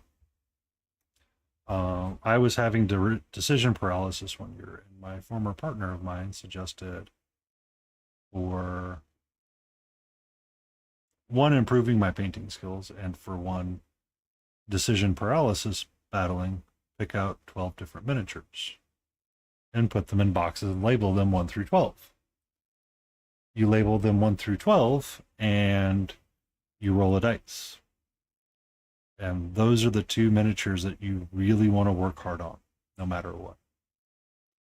So another thing you can do too, and this is what I've shown my kid, is if you have a list of activities that are in your house, you can put them all in a jar and draw out the jar randomly and then see if it's appropriate for the weather and the time and the place. And if it's not, then you just draw another one if it's not fitting for the situation. But basically it allows you to be like, okay, gardening, things like that, and you can decide what you want to do within that are fun to you, but not necessarily. And then you just sit down and do that activity for about 20 to 30 minutes. And if you decide to change, you can go back to the jar and clean it up. So that was, a partner was having decision paralysis one day. It is a harpy from the Greek Odyssey, disgruntled, from Reaper Bones 5. It is a fantasy miniature that I decided I wanted. I There was a point where I had like a very Greek themed day. I was like, I'm going to paint from this box. I painted the Cloud Giant. I painted tomorrow for a stay in frame. I'll probably work on Cerberus, the puppy, and start doing the bottom side at least and get it base coated. It's a good thing that it's going to be on the bottom side because there's a monster gap right there. But there's not on the top side, so that's okay. I also primed and prepped one of the heroes.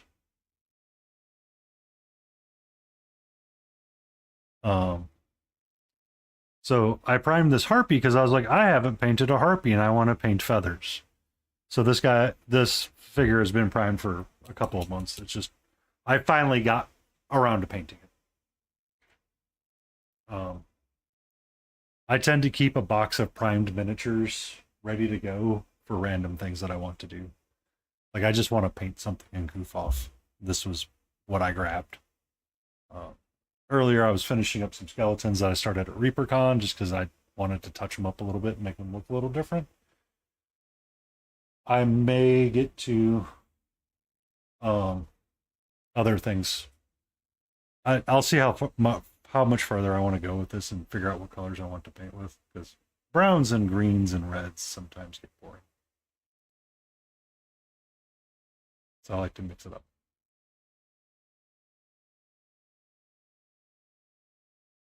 But yeah. So anyway, my partner one day was having issues focusing and they couldn't figure out what to do. I'm like, so make a list. They go, okay. And I said, now pick one of the random things on the list that you need to do. And they go, I picked the hardest thing first. I said, good. That's what you were supposed to do. Get it out of the way so you can go do the other things and reward yourself for doing the thing. But one year I had set aside two figures, two separate types of figures, a large piece and like a 28 hero kind of one-off piece. I said those two I'm going to spend all of the month making sure I go like super hard, try to like make sure the mold lines are perfectly cleaned up and all of that stuff. And it worked relatively well. It did not work well the second time because life was changing at that time.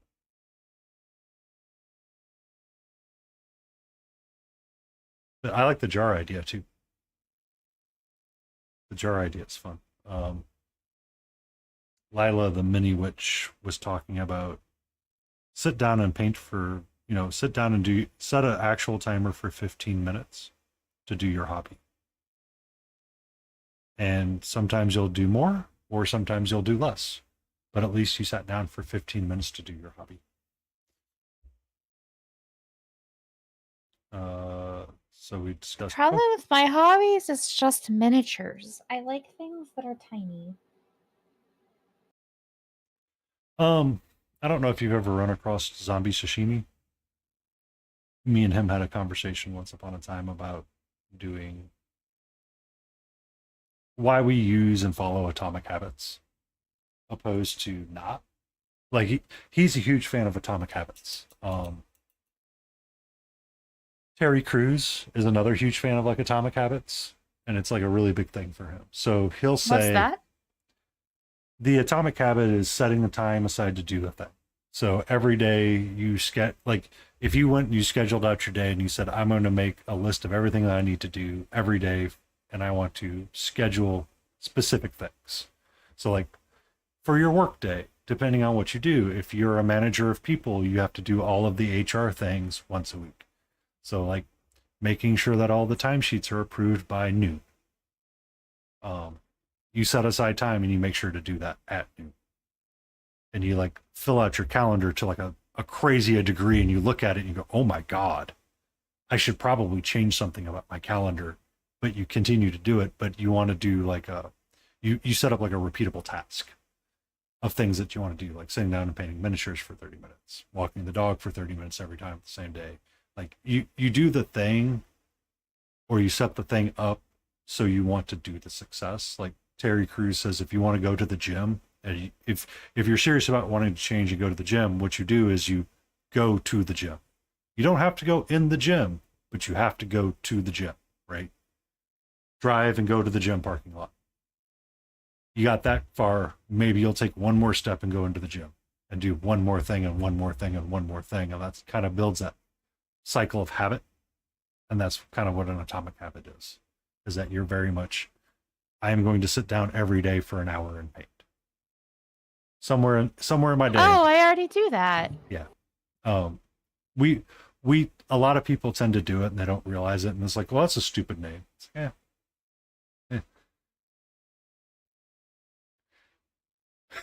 My gym has a Dairy Queen in the parking lot. I'll be fair with you, Work. That's not a bad idea. I'd be more inclined to go to the gym if I could go to Dairy Queen afterwards. Defeats the purpose, but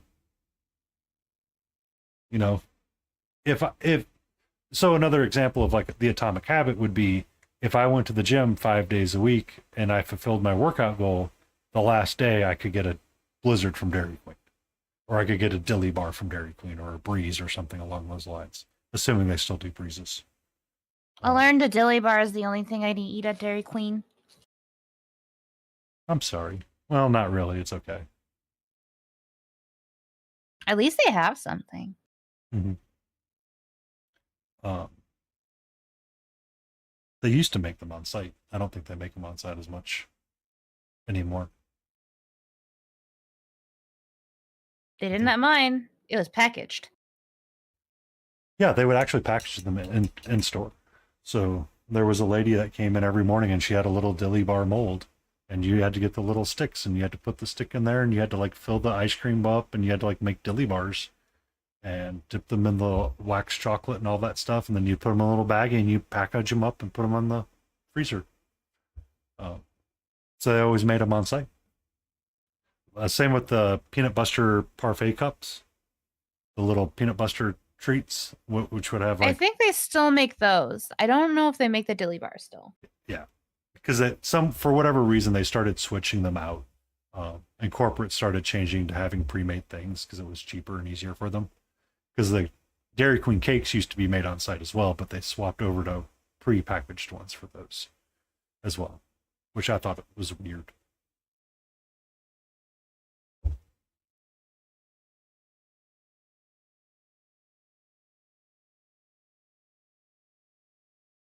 It was super awesome when you had to like get someone would be like, oh, I need you to write on this cake. It's like, what? Yeah, you can't write a name on the cake. I'm like, I am not an artist. Streams painting and art.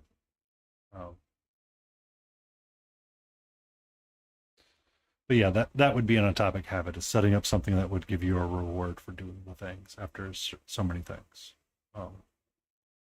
That would be a good example of that. Like going to work 5 days a week and not fighting people. I get to have a pizza at the end of it. So I've already done that for the most of my life.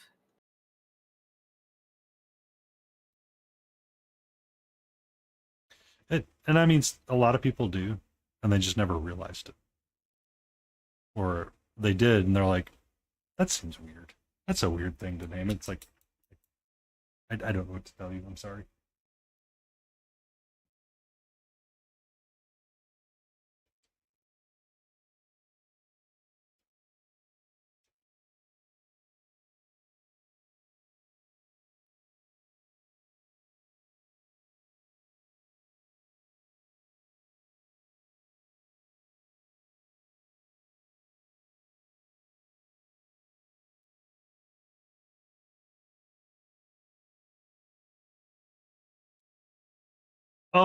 Favorite type of book series to read?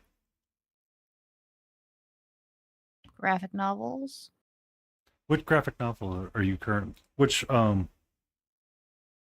Sandman. I do like the Sandman. I watched the Netflix series. It was a really good series.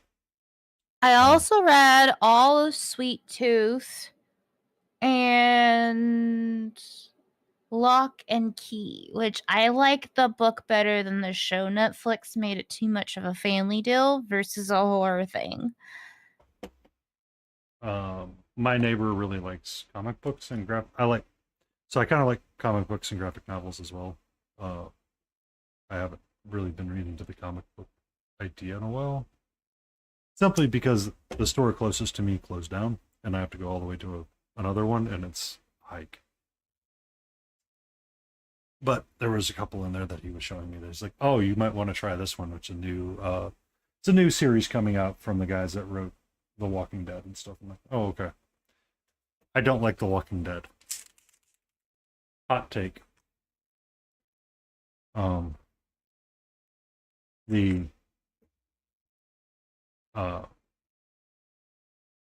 so I have a shirt that says E-Walking Dead that I got out of the loot crate God knows how many years ago at this point. So every time I wear it, everybody stops and goes, "Where did you get that shirt?" So I was wearing it, and I went and got some comics one day. And he goes, "Oh, you're gonna want this Ewok comic." I'm like, "Son of a biscuit!" So I got like an Ewok comic that was talking about various different aspects of Ewok life. At one point, I went and saw the new Superman. I was slightly concerned because I don't really want them to redo the Killing Joke again. I kind of agree with my previous partner. It's like, it's a terrible storyline. I'm like, yes, it is. After I was like super excited to watch the animated film.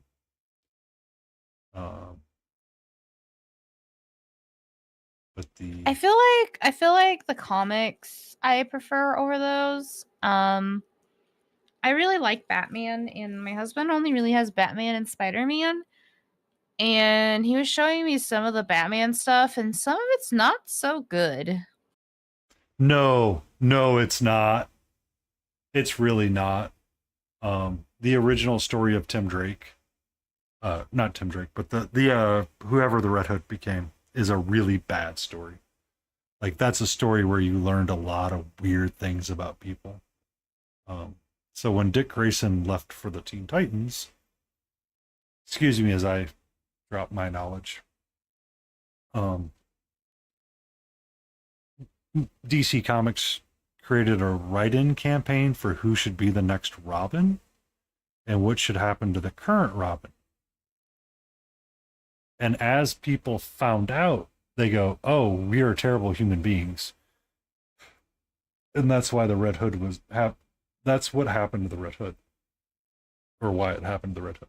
Is they essentially wrote him off to be no longer familied sort of deal. And I was like, oh, so there was like stories where you got to like save him and all this kind of stuff. And it's like, nope, nobody wanted to save this poor kid. They're like, he goes, bye-bye. Bring his stick back. Jason Todd. Thank you, Robin. My brain was disconnected. Sorry about that. Tim Drake was the one after Jason. That was supposed to be the one that kind of takes over Batman's mantle as the greatest detective. Sorry, I have some Batman lore. The writing campaigns for characters never ends well, and you kind of learned it through DC, and everybody thought it would be different, sort of thing. So the story of the Killing Joke is not a pleasant one, and it's one of those that everybody's like, it's really good. I'm like, yeah.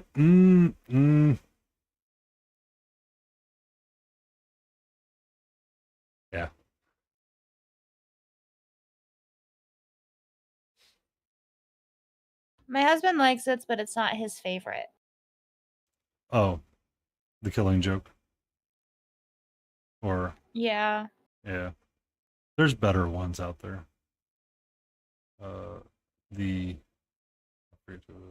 I think my husband's Killing Joke is actually drawn on by the artist too.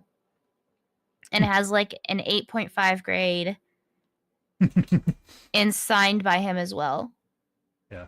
I do like the White Knight series when they were doing something like interesting, and now that they've tried to make it something more, I'm like, I don't know what you're doing, DC, but you really screwed it up. Like, I don't know how you screw up a good thing, but you found a way of doing it. Congratulations. Um,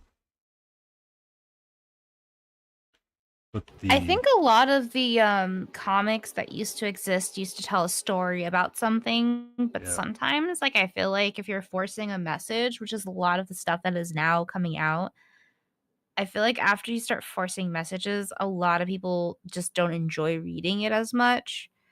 Um, because, like, I mean, some of the comic books that are older was just like Spider-Man fighting a bad guy. That's Yep. all. That's it. That's all That's there it. is to it. Yep. Villain is bad. Must fight villain. And it works well. It's just when you're trying to force a message or press messages, it does not. My little soapbox about that is that if you're going to tell me in a message what you're trying to say, make the message an important piece of the comic. Don't do it in half measures, sort of deal. That was kind of the feelings that I had with Falcon and the Winter Soldier when they did the not DC, Disney TV show. We were sitting around the D&D table one night talking about it, and I said, yeah, so you had the argument of the Black Captain America, the rights of like all of these people that got snapped away and their homes were taken away from them kind of deal. And I went through like all the little things, and somebody goes, Jesus, that was in one series? I go, yep. And it was 15. I think what's happened is there's not enough focus to a story now, and people try to like cover all the spots and all the things. Yeah. And when you start doing that and you like try to appeal to every audience and every appeal in every message, it's super hard to be like, okay, well, you can't have focus. It's like a story that has too many loose threads, too many loose ends. And then at some point, parts of it's lost and there's no good wrap up that you can do. Yeah. And that's kind of where Marvel was. And my neighbor across the street's like, you need to go see the movie. And I go,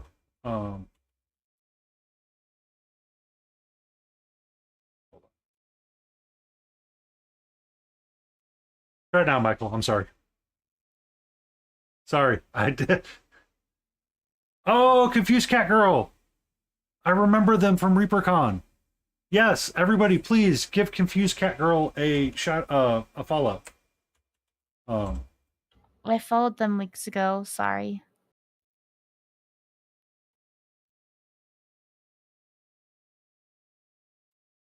Me and my husband talked about going to ReaperCon, but we decided not to because money.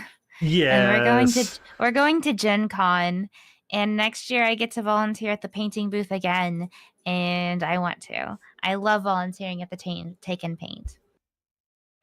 So I already followed them, or I would, Michael, but I did give them a shout out.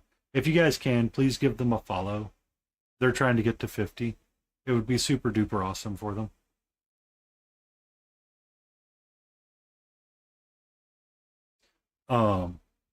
But it like when you fragment your story, you don't get like everything. And it's really like it feels so disjointed and ugly. Like that was part of the issue with one of the reasons why I broke up with Marvel. I'm like, I can't keep up with this anymore. It's too much. Too much, I'm done.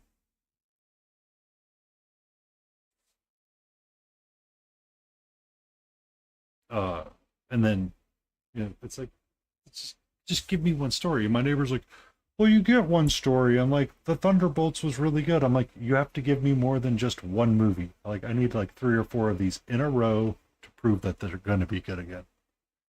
Please and thank you. He's like, you're so demanding, but you saw Superman. I'm like, yeah, because Superman's not ruining my life right now with all this stupidity. I actually really liked Thunderbolts. I heard it's good. I know a number of people have really enjoyed it. I like Thunderbolts. I think it had some pitfalls, but I think the reason I love it the most is because my husband dropped a whole bunch of popcorn on the floor, and like an asshole, he said, what's gonna happen? He's like, someone might slip on this. It's not gonna be me.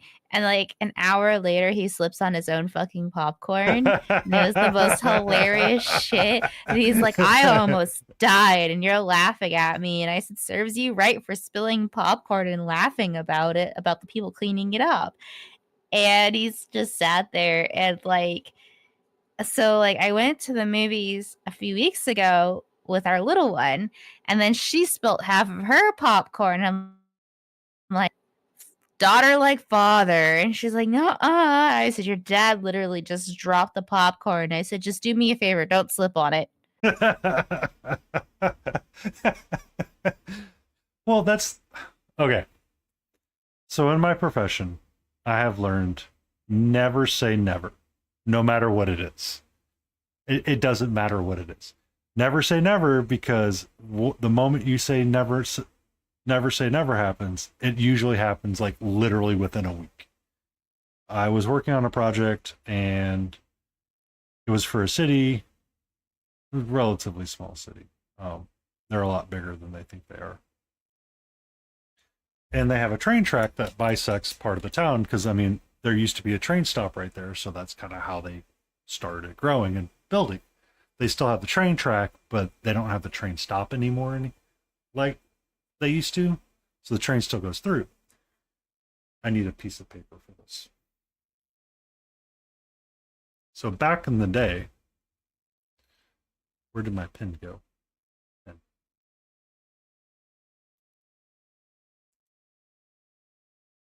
You had a road down here, came up, went down like this, and then leveled out. So what would happen is tractor trailers would get stuck on this hump right here where the railroad track was at, right? The news counted one day for us, 42 no truck signs on the approach to this crossing, saying that trucks would get stuck. What ended up happening is someone from the city wanted to fix it, and you had to like raise up part of this to get it to work over for a lot of that stuff. Well, when you raise it up, you had to like accidentally impact like a house. That just so happened to be a chairman of the city. The chairman of the city gets up and goes, I've lived here for 20 years. And I've never seen a truck get hit by a train on that track, and we don't need this project. Literally. 4 days later, a truck got stuck on the railroad track, and the train couldn't stop in time and went through the truck, or through the trailer of the truck, and spread stuff everywhere. Ever since that incident, I never say never. It's like, well, what happens if someone's just gonna have to clean it up? Haha, it's not my problem. No, it's your problem. The county then took over the project and we did it. And it actually happened like one or two more times, to the point where the numbers actually came out. Once a year, a truck would get stuck here and actually impact a train. And it's kind of a big deal when you're talking to the railroad, because the railroad needs safety to move their product. The line in question was a very large, fast-moving freight line that came out of Savannah. So when it gets shut down because it hit truck, railroad no happy. When railroad no happy, nobody happy. Keep railroad happy, everybody happy.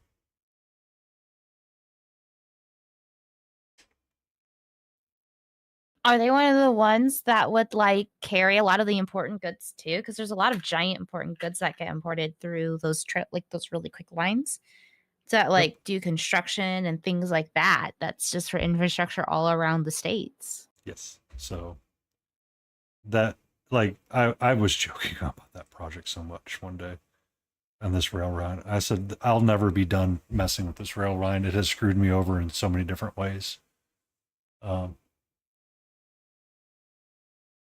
Nope, you can't, Mark. And that's why the county ended up taking over the project, and it got built because they could not. So what the railroad wanted to do was close that crossing. And it was a very important crossing because it was well used by everybody that wasn't in a truck.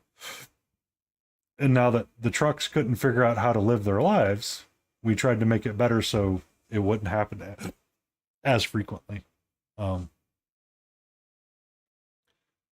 Because most truck drivers are following the GPS in their truck, and it's not always correct for them to follow.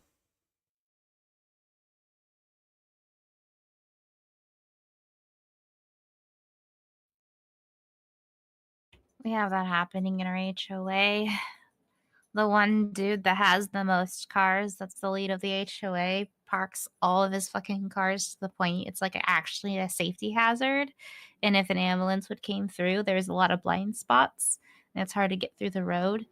But adamantly votes against street parking being removed because it's inconvenient for his business, in which he has 15 cars in this tiny apartment, and he has a no parking sign that's not legally binding in front of his house. It is so dumb. And then he's like, I don't want it that way. And I'm like, we all know why you don't want it that way, sir. We all know. Doing all right, Mark. Just hanging out with Potato, and we're doing some painting and just vibing. Just vibing, man. Just vibes. Just painting vibes.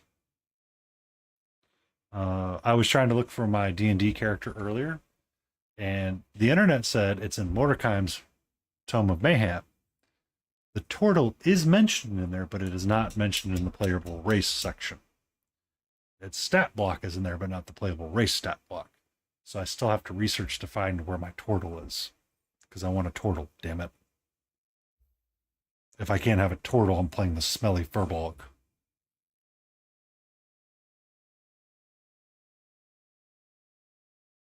Remember when I told you my dog was going to start pulling random things from the shelf and look at me as she walked away?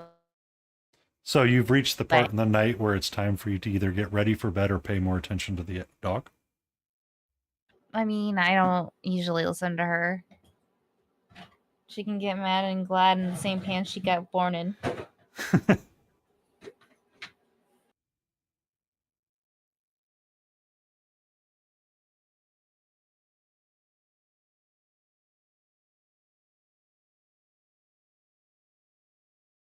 Though she's been getting really creative with it lately. Now she's actually figuring out how to get into my miniature boxes. Oh, no. No. She's figured out how to pull boxes out from the corner of them. Oh, really? Someone's pupper's getting clever. Guys, don't get an extremely smart dog. Yes, they get trained in less than 3 days for a lot of the simple tasks, or a week for really complex tasks, but they're also super smart to the point where they destroy everything. Mm-hmm. You pay attention to me, or I'm going to make your life a living hell.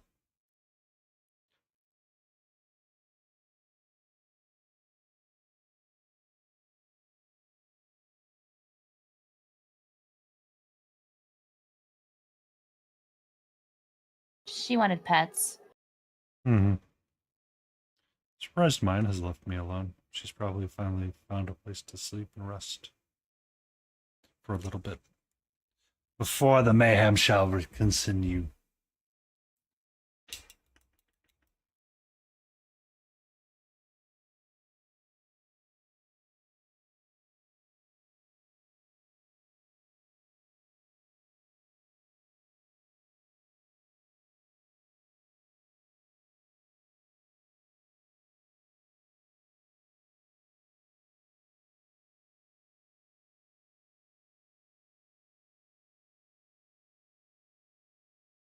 Bum, bum, bum, bum, bum. I need a little bit of brown and white to make the nails look like nails. Or talons. We talons. How do we talon? That is the question today.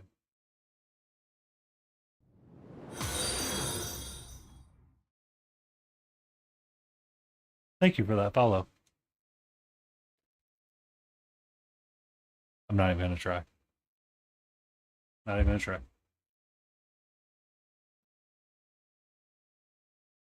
It's supposed to tell and read it out loud for me so I can hear it once before I try to say it, but it did not for that alert, and that's annoying.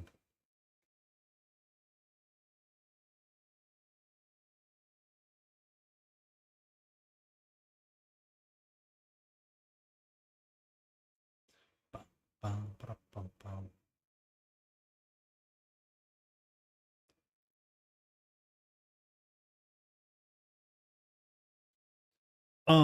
Oh, books. I have been a fan of dark fantasy, so I read the Witcher or listened to the Witcher series on audiobooks. And I was listening to Joe Abercrombie's First Law series. I am finally into the third book of that series, which has been very wholesomely cute at sometimes and weird at the same point. I do like the Bloody Nine, and I have used some of his quotes at work. The only audiobook I've been listening to with my husband is like called Superheroes for Sale. I did. Who wrote that one? Was it John Scalzi? I don't know. My husband really likes it, and so anytime we go on a trip, we go through the next book. Ah, that is not Scalzi. So there is one that he may enjoy from John Scalzi called Red Shirts and Starter Villain. Red Shirts is a spoof of Star Trek. That was read by Will Wheaton, which I'm kind of not okay with him reading books. Everybody loves him reading books. I don't like him reading books. We've been reading, or I want to read a book. The next book I want to read, but maybe not audio. It's called NPCs. And it basically, I guess it's about a book where all the heroes die, and these villagers that are basic NPCs have to figure out how to save their village. That sounds hilarious, and I would love it. I was using audiobooks before I started streaming as background noise, but now that I'm streaming, it's kind of hard to use audiobooks as streaming noise or painting noise. So I had all of the First Law series downloaded and ready to go because, you get your one free credit from Audible, and it's like, oh my God, I have to use it or lose it. And it's like, why do we lose credits that we pay for anyway? But it has been interesting. And then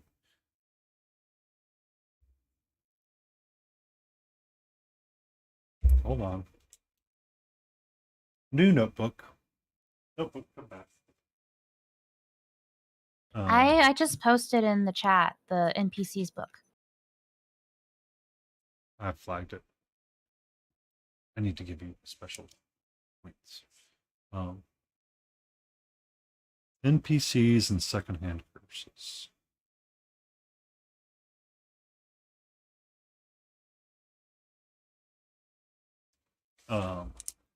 The True Haze. Never heard of him.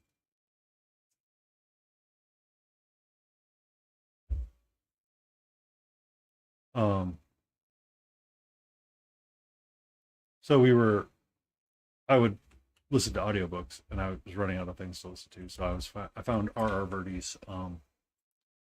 He wrote the Grave Dealing series, and he was writing another one for like some other like lit fantasy game.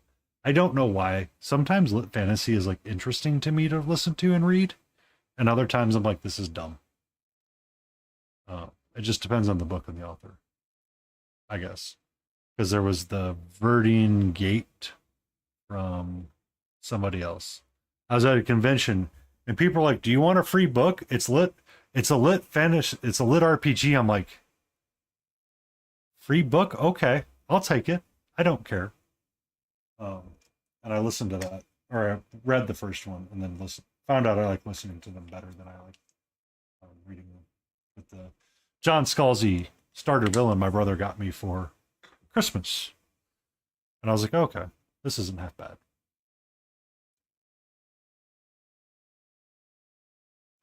Can I help you, my love?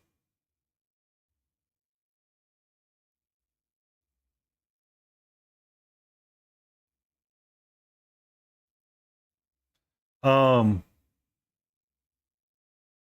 I think I finished the V.E. Schwab series, A Darker Shade of Magic on audio.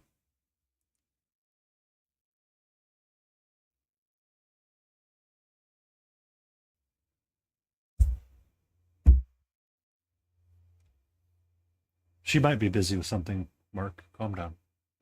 It's okay. How are you? Love you. How are you, my sweet?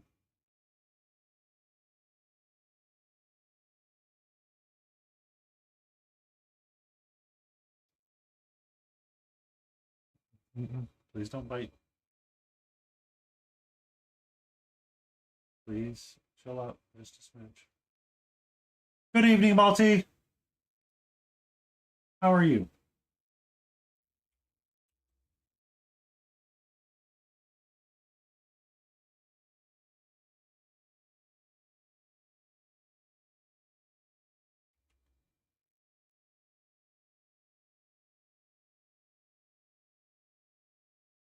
How are you?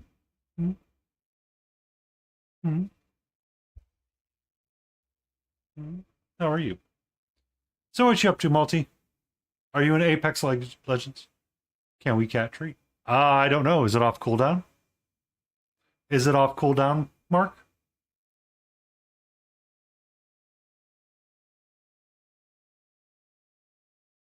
Yeah, we can cat treat. I'm sure Potato will love that when we cat treat.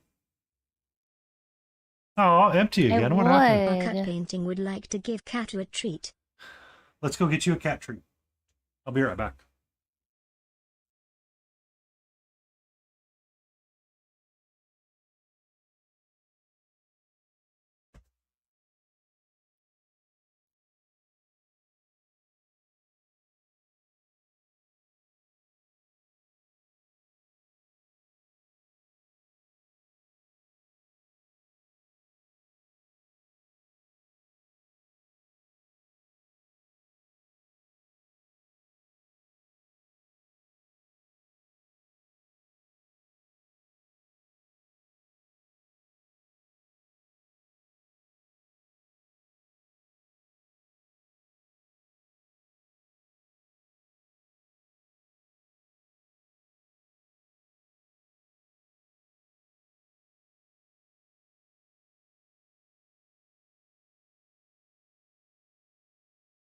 I know that feeling all too well, Monty. All right, ladies and gentlemen, boys and girls, gather around. It's time for the magical, the amazing cat treat of destiny.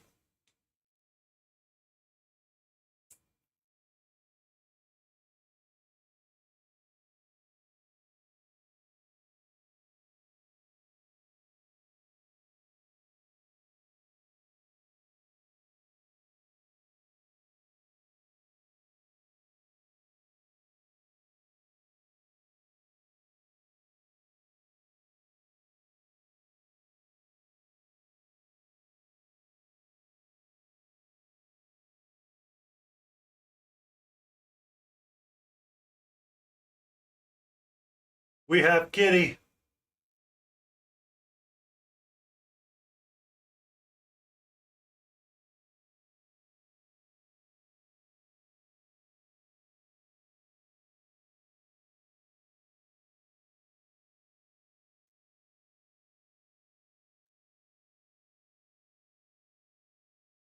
Thank you, green users, and welcome in.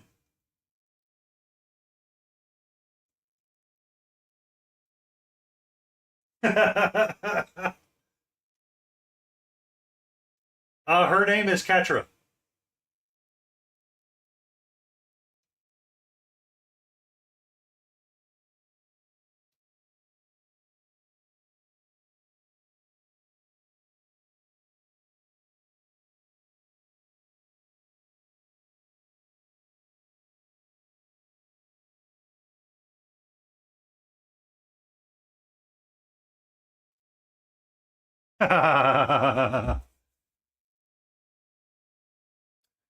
You lead me down a dark path of actions at 3 a.m. What did I do this time? What did I do this time, Multi?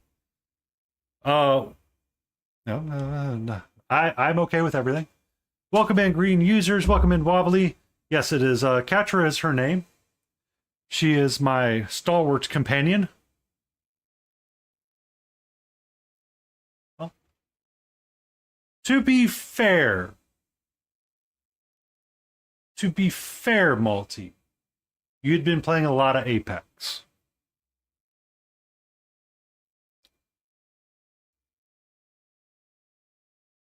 No, I ruined my noodles. No. Didn't mix the resin right, and so now it looks funny. So now I have to like make a new batch. A new batch of resin? Oh no. I need to make a new batch of noodles.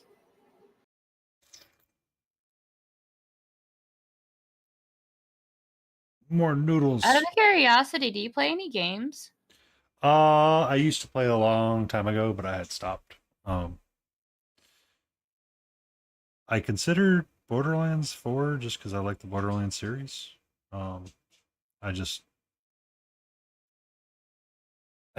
There's a part of me that wants to be active and be rather than play the video game.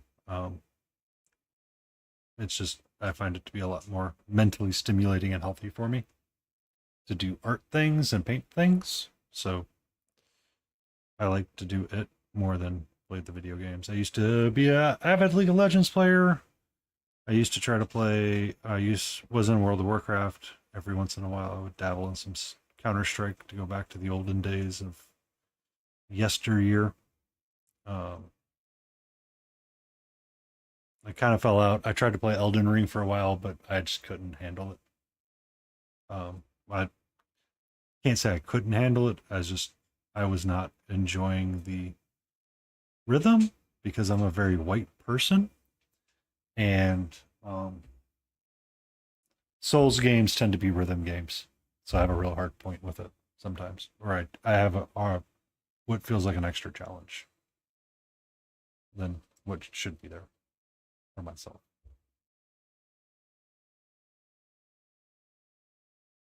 That makes sense. Baldur's Gate is a banger. I just didn't have a computer at the time that was capable of running it, so I kind of put it to the wayside and did not consider playing it. Now that I have this laptop, I could do it, but I don't want to because everybody's still playing Baldur's Gate, and that's okay. I'd considered finding Silk Song since it's $20, but I don't know if I want to play something like that at this time. I understand that. I like platformers, but I don't like them that much. And it's a Metrovania on crack kind of deal. Though there is another gut-wrenching punch story behind one of the bosses in Silk Song. Do you know this one? Sure. So apparently, during Hollow Knight, there was a kid that wanted to say thank you to Team Chart, and he did. And turns out the kid had cancer. And at the time, they had started leaking the idea of Silk Song out to the public, and it was taking a while to get out. And this kid really liked Hollow Knight, and it was unfortunate that he had cancer and eventually was going to pass. So at some point, the developers asked him, what do you think about a character in Silk Song?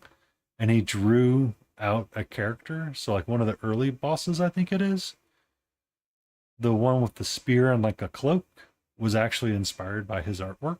I was like, oh, that's like just mean, man. What are we doing with these feel moments at like 8 a.m. in the morning?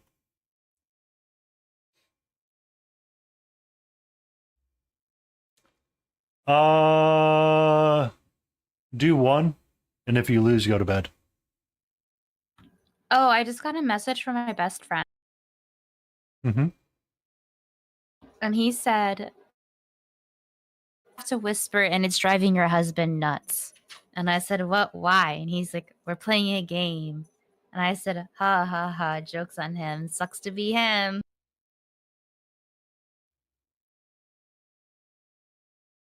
Because I didn't show up, so they were able to play 4-player games. Ah. Ah. It is a tough offer, but you should be on. So if you're a balance at a 50% win and loss rate, it's a 50-50 chance you're going to bed.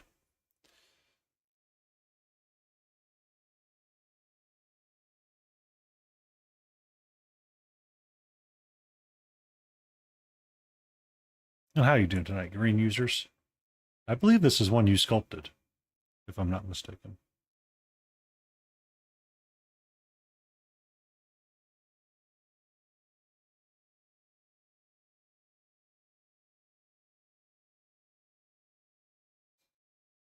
But I believe everybody's an adult, and if they want to be awake at 3 a.m. in the morning, that is a decision and choice.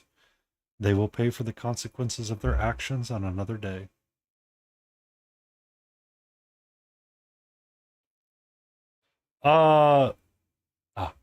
Nailed it.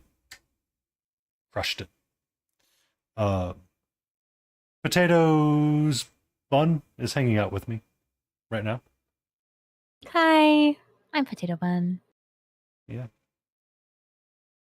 We were just randomly chatting. They wanted to do some art, do some Discord hanging out, so why not? It's a benefit to everybody. You don't have just my boring voice. You're not but boring. I wouldn't show up if you were boring. Yeah. It's just it's not a full co-stream, it's just a hang and stream. It's just a hang and paint. Hang and paint. Hang and hobby. Hang and hobby. That's what we're up to.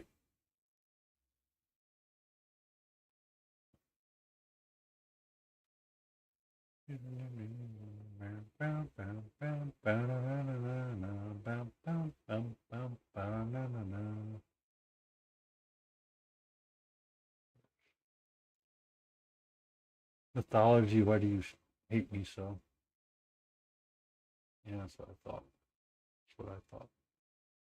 Yes, that's what I need. I'm going to need skin tones eventually. Do I do a green cloak? I think I do a green cloak and desaturate. Mute it. I think green cloak would pop really nicely for what you have going on right now. Can't use poisonous green. Would be the wrong green.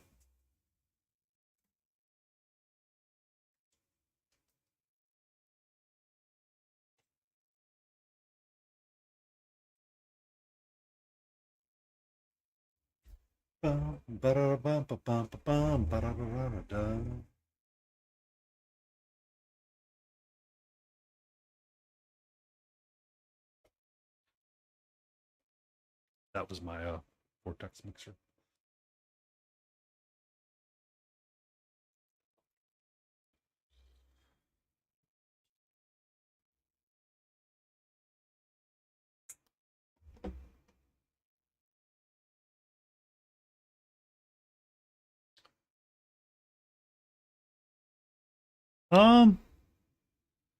For some people, it's a way to be busy and like converse and chat.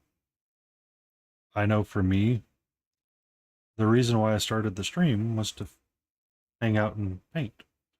I get to do both, and every couple of seconds, I get to take my eyes off the screen and see what's happening in chat and talk to people and engage with them. I actually kind of like it. Kind of fun. It's a way to recharge and remember that not everything sucks. I always work more when I work with other people than I am. So I have to body double. Yeah. King Dixon Balls often says that in their stream is body doubling because it's so much easier to do that, and it's so much more fun to have that body doubling moment so you can feel productive and recharge at the same time. It's weird. It's really weird when you do it, when you say it out loud, but it's so much nicer.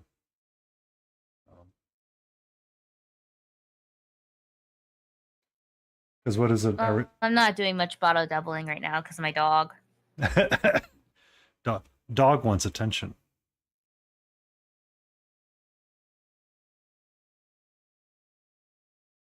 Bum, bum, bum, bum.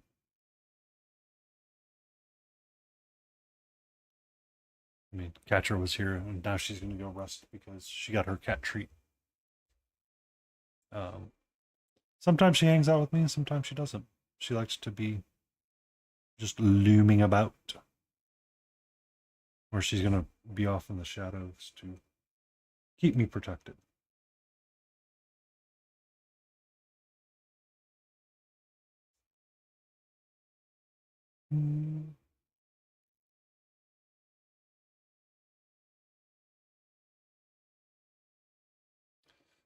This isn't a 4K camera, but it is one that I bought for $100 that I am enjoying far much more than my previous document camera that I've been using.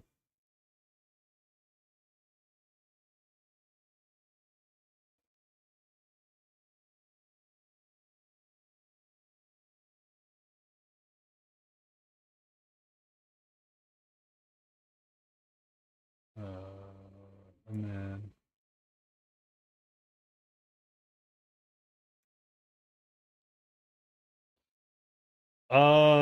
Layden Roses uses an OBS bot beat too, if I'm not mistaken. And it works pretty well for her too. I know some people like the Bend IQ cameras. They've been really successful. I was, for a present to myself, I was considering a DSLR. But Easy Peasy Lemon Squeezy recently acquired this camera, which is the Monoco something, Mocoso something something something, which was $80 to $100. But it's all manual, so I physically have to turn the aperture to make it zoom in and out. I think I might modify my arm just a smidge and bring the camera in closer so I have a little bit more depth to play with. But we shall see. We shall see when I have time to engage in such shenanigans.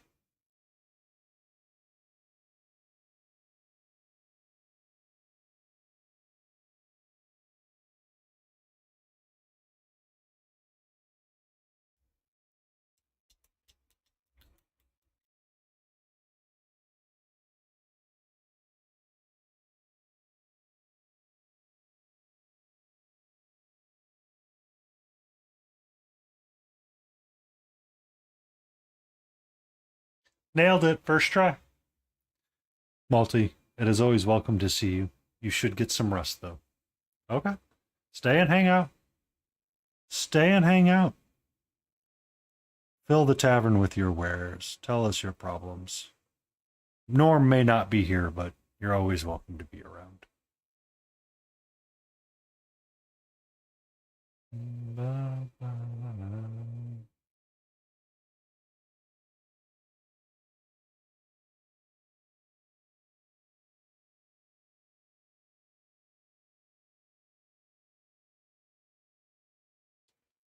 Three teams. Wait, this game was less than 15 minutes, right? I feel like this should be judged for the subpardness of the game. Shouldn't a match last at least 15 minutes to half an hour?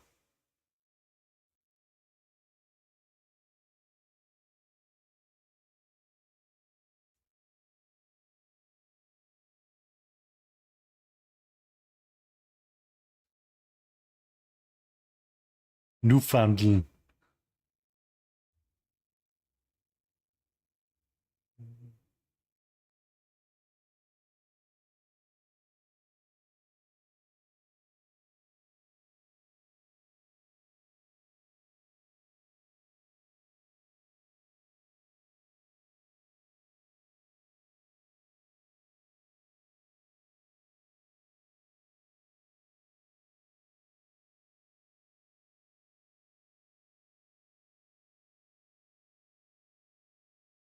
Oh, dog. Dog. You're talking about a dog.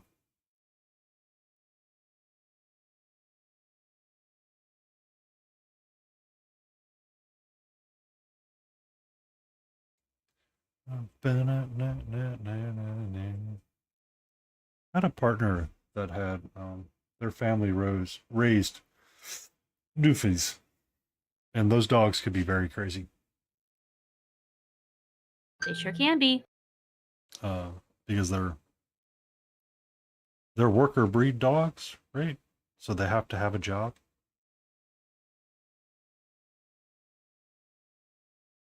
If I'm not mistaken, but so because the dog always had a purple tongue, she thought the tongue was because that's they always fed the dog ice cream, not realizing it was a genetic marker of theirs to have that purple tongue,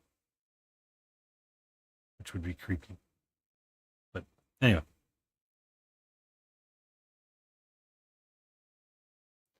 But there's one day the dog decided it didn't want to be inside anymore. So the dog Uh-oh.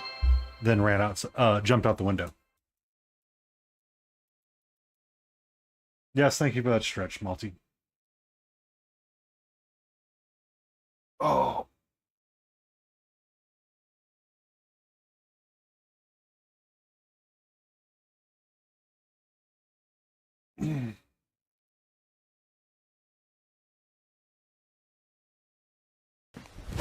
Emotional damage. Soft monitor requests a dad joke. All right, what are we going to get for a dad joke? What did the digital clock say to the grandfather clock? Look, no hands.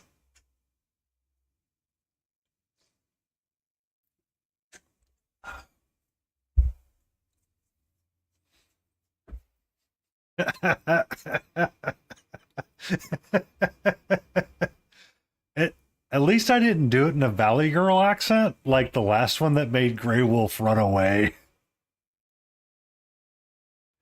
Oh, that was a bad one. Ooh, that one was bad.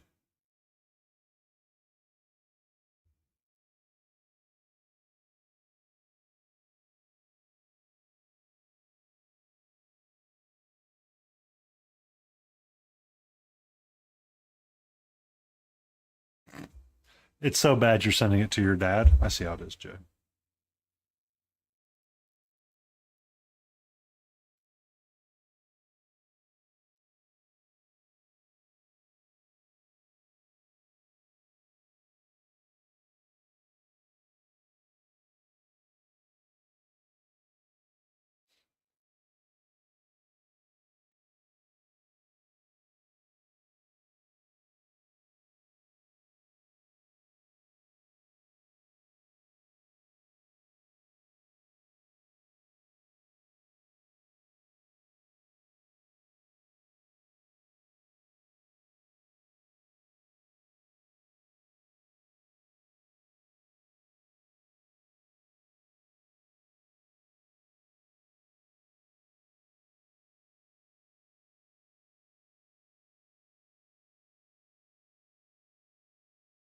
Yay! You finally got your stuff from that model streamer.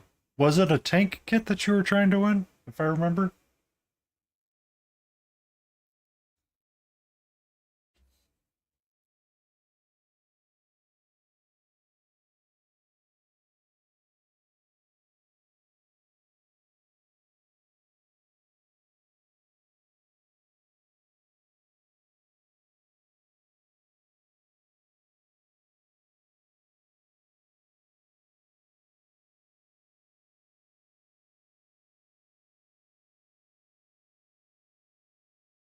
See, Malty, I do remember things. I may remember them out of order, but I do remember things eventually.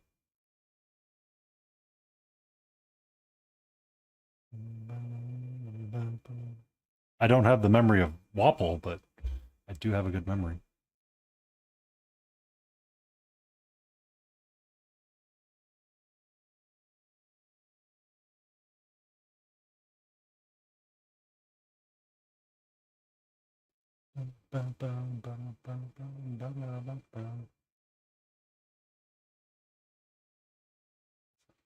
You want the orange, and you want the green. You want to go to Chivata. Some more orange. That's what you want.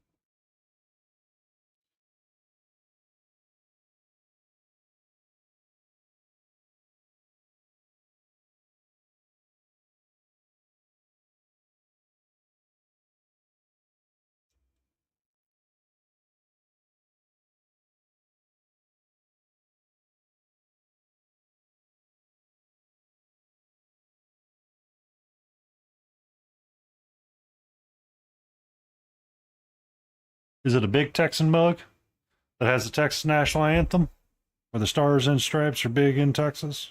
I don't know. Don't quote me on that, please.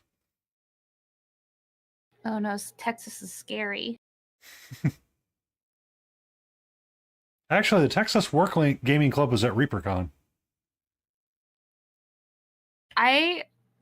I've had more issues with like Texas than anything because like apparently my family owns, well, I have a family member that passed away and my dad got ownership of a house. Uh-huh. And they put me as 1/12 owner of the house and they're trying to serve me Texas to appear in court in Texas. I was like, no, thank you. Ah.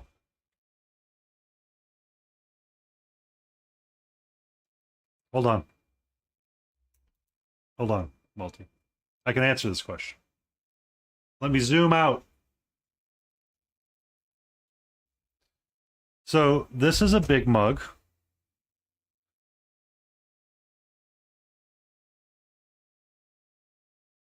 It's about a hand and a halfer. I typically pour my coffee in it in the morning, and now it's currently full of water that I've been sipping out of because it has a little flippy lid here to drink coffee out of and a little straw that you can sip water out of. So I have an adult sippy cup. Fight me.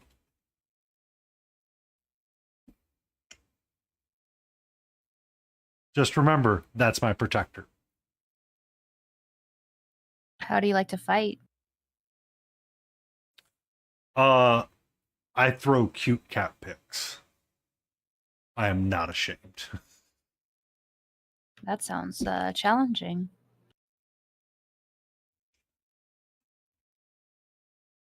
What was it? Sam Lins and Miniac and Ninjon before he started doing what Ninjon's doing now. Jokingly got together and made a spoof about what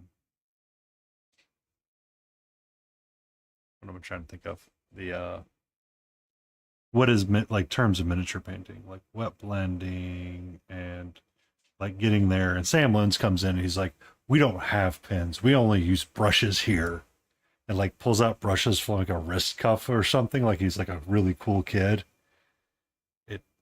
That video is so cringy. It's not even funny, but it's like, now I understand like what it is. Cause they go through like this class with Sam and they're like, I still don't know what wet blending is.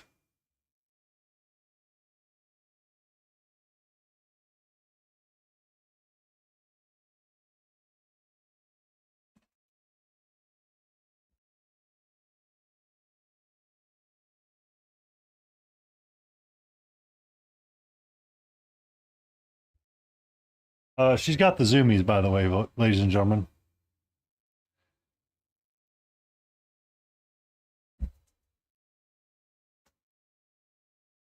Yep. You can also see the colors. And it's not like blasting in your eyes anymore. It's crazy, Jay.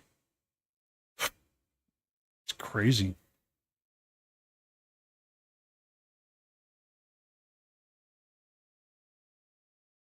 Essentially, yes. So we might be post-poop zombie at the moment. Painty_paints, stay in frame, smiley face.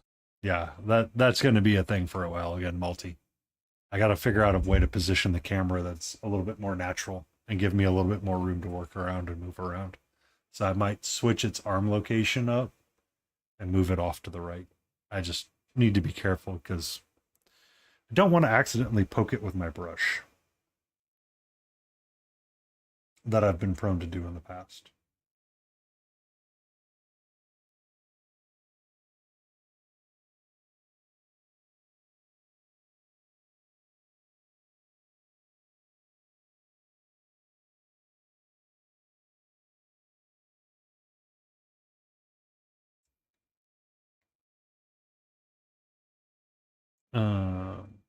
How goes your second resin pour?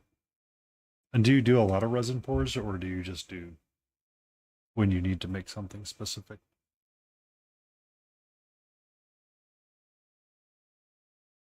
What? No. I was curious how your resin pouring is going. Is it going well? Oh, it didn't go too well, but I was making soup broth for my noodles. The Soup- color wasn't right, and it covered up the noodles, so I had to Oh. start over again. I didn't make it translucent enough. At some point, I need to do an epoxy pour with my Lady of the Lake and my Megana, possibly. I bought resin or epoxy, UV activated epoxy for that because a lot of people would use epoxy for water effects and pours. I bought that like 3 years ago, and it's been sitting in a jar. It's been sitting sealed in its jar for a while. I'm like, we're either going to have a great time with this experiment, or it's going to be the worst thing ever, and I never want to touch it again.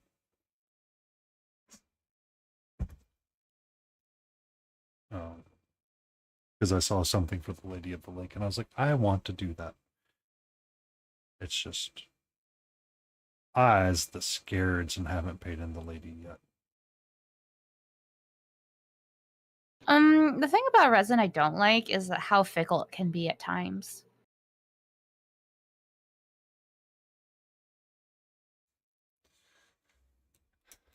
When you said that, my brain immediately wanted to quote Sheldon Cooper going, "Oh, you mistress of a bitch gravity, how dare thee you behave the way you were supposed to."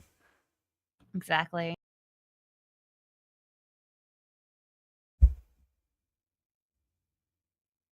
I mean, hold on, Multi. Hold on. Hold on.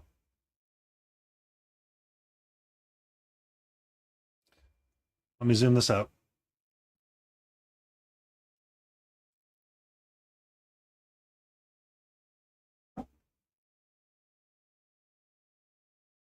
So this is the base for the archer. For my fall archer that I'm going to start. I may start her on Saturday. I'm not sure. I've kind of got ideas that I want to do. But essentially... Oh, where did all the pieces go? Oh, there we go. This big box of pieces becomes something that has a backdrop of a diorama. So we're starting small, Multi. We're starting small. We'll call it a vignette. It's a vignette.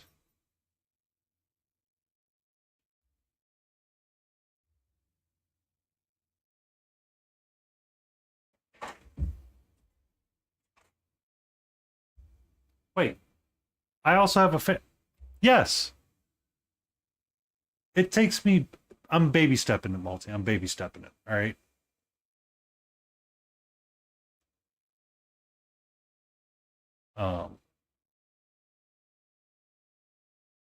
But the idea being that I can step up slightly different with the game and utilize different tools. Because I do have a leaf hole punch, so I could scatter leaves on the base with some thin super glue once I am ready to do that. And lock it down with thin super glue. That's exciting. I want to see the end result. So one day, like most of my art inspiration, sometimes it seems like, is I was talking with Zombie Sashimi, and sometimes it comes from conversations, or somebody goes, "What about this?" I go, "That's a great idea. Let me continue to try to flush that idea out." The idea being that he was painting something from Warcrow, and he was painting wood elves. And as he was painting them, he's like, "Oh, fall theme." I was like, "Oh, that archer that I got from Chimera reads as a fall theme. I should do that." And now my brain's been like, "You're a dumbass for suggesting that," because you're trying to like, I'm like trying to figure out how to make all of the pieces of it work in a using like that fall kind of color palette and make it like proportionally correct. When I was at ReaperCon, I took a class from the Van Pattens, Christine and her husband. I forget her husband's name. Please don't judge me.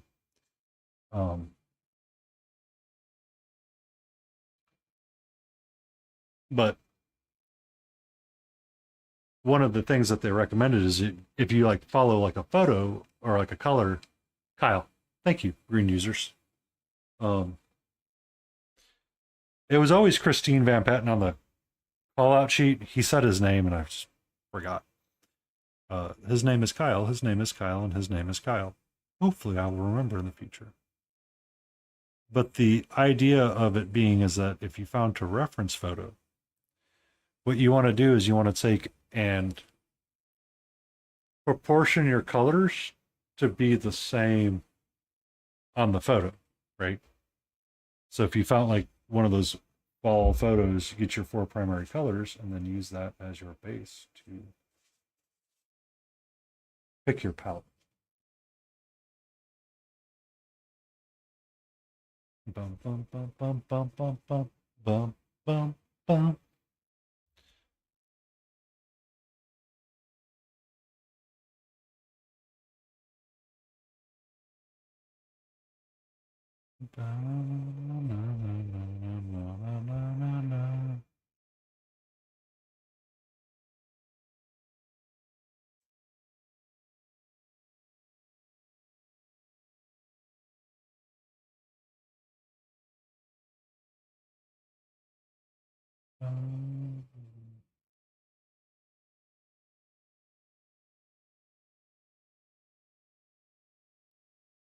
It's about close to my bedtime, so well, when I was planning to go to bed tonight anyways. So I'm gonna head off. You have a great time. Thank you for hanging out with me, Potato. And I'd like to do it again. on you don't Saturdays, I do it, and on Fridays, I'm always open, and Sundays Okay. as well. I'll keep You're that in always mind. welcome. And I might have an unhinged feral at some time with me. Multi, For sure. you need some rest. It'd be super fun to co-stream with you one day, but today I was just too exhausted to be like an actual social face. So I didn't even want to see people in real life. That is okay. It is okay to say no to people. It happens, and you need to do it from time to time. And yeah. Yep. You take care, and I can't wait to see all the beautiful work you do. You take care as well, and I look forward to seeing you stream on a cringe thirsty Thursday. I appreciate that. Thank you.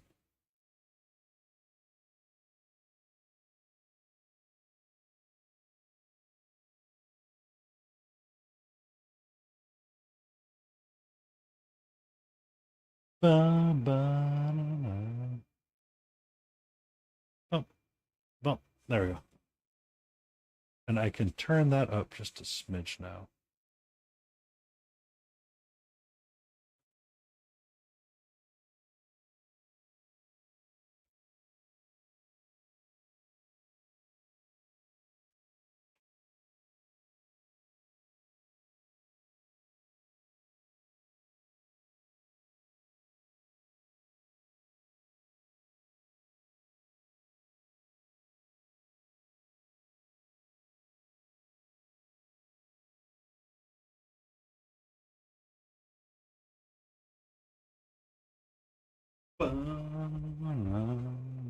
Also, this is one of my favorite artists, Closey. I like them.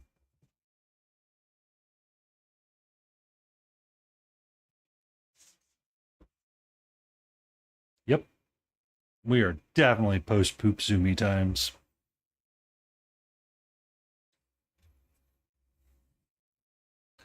Ba-na-na-na-na-na.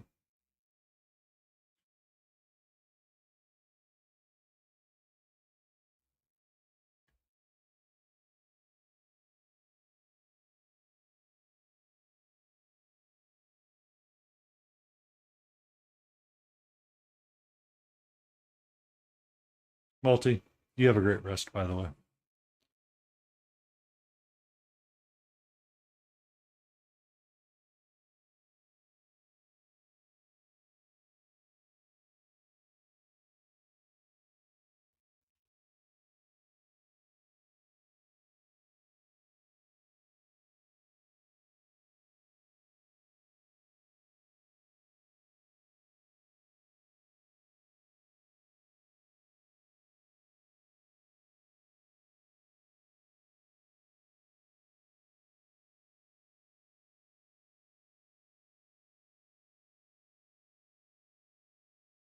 Yeah, 1 second, sweetie.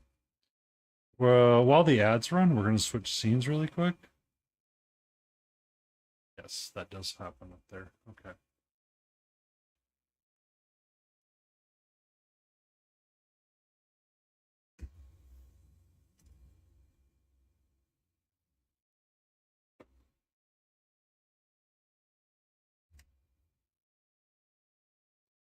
Ba-na-na-na.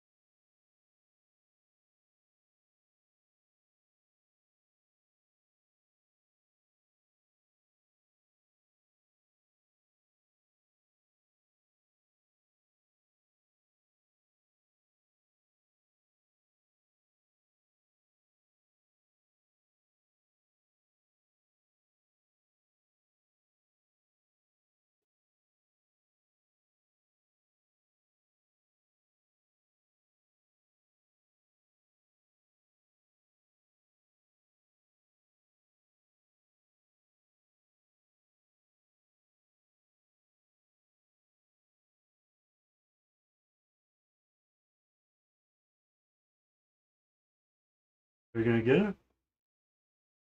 You going to get it? Hmm?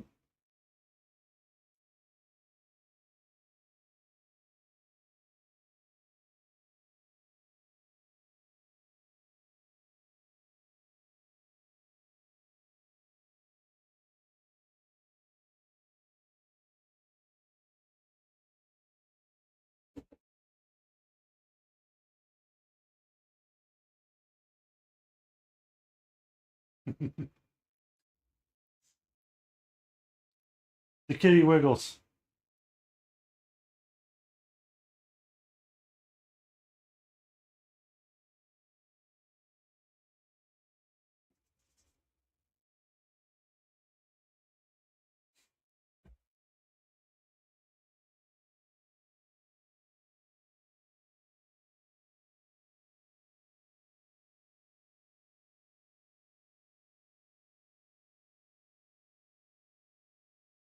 Bum, bum.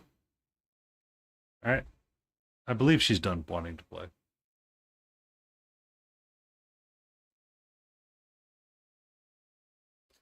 Oh, goody. That broke.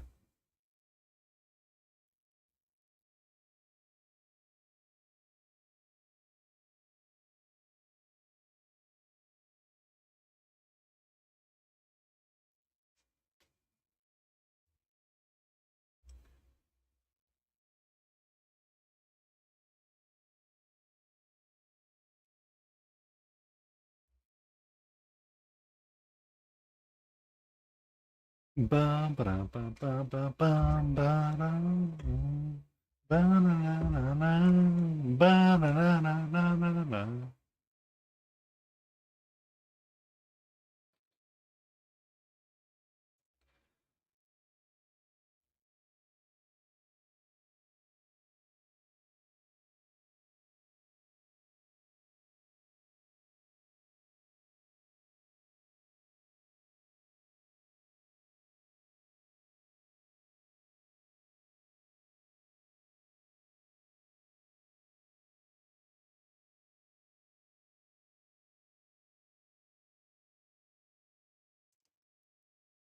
And on the vertical sheen.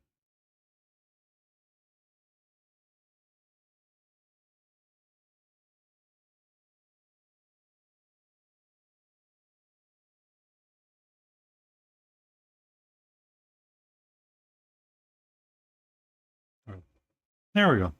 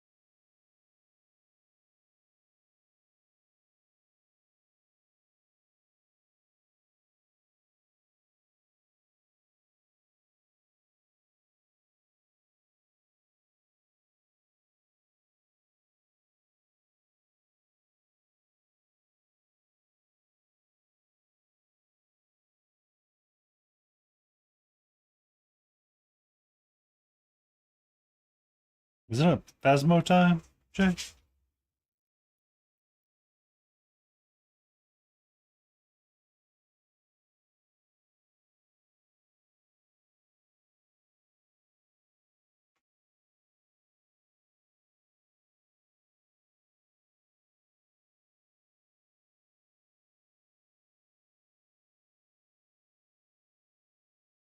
Okay. I thought you were an hour behind me. Or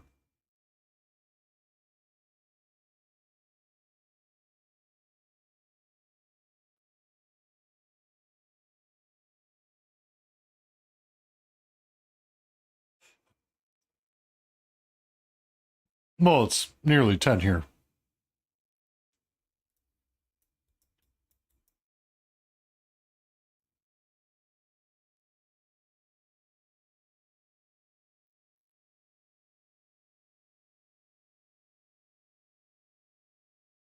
Oh, okay. I understand.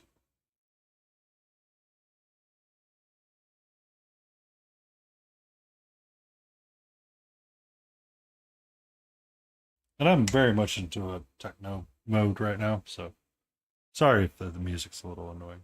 It's just it's one of those that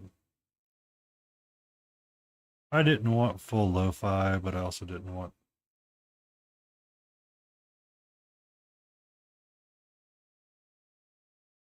So now we get cat techno. Meow. I know you don't, Jay. I know you don't. And it shouldn't be too loud either, right? Should be relatively quiet.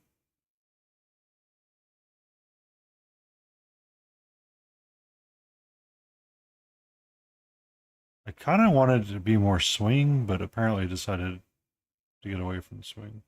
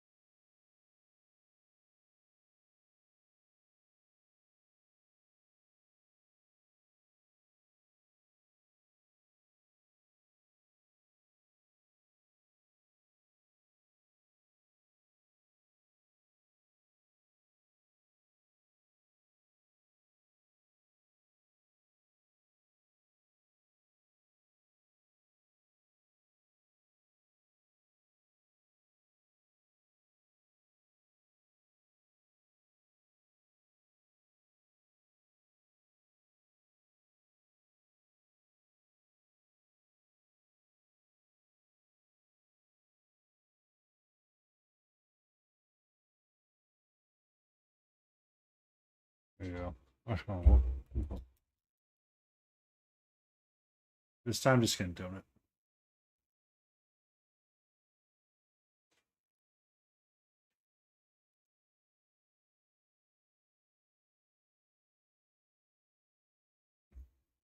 Get your prey? Oh, I love you.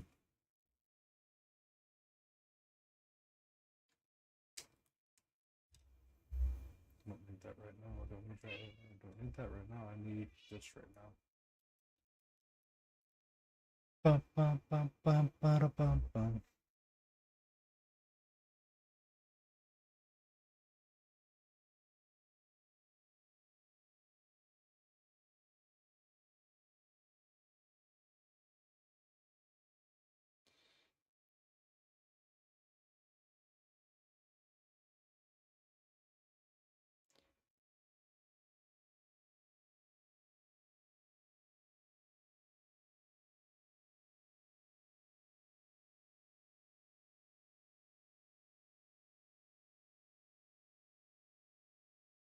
Sorry, I was not liking that song too much. That's one of the reasons why I tend to prefer lo-fi sometimes, because I don't think about the music in the background. But when I have to think about the music, I do not like it.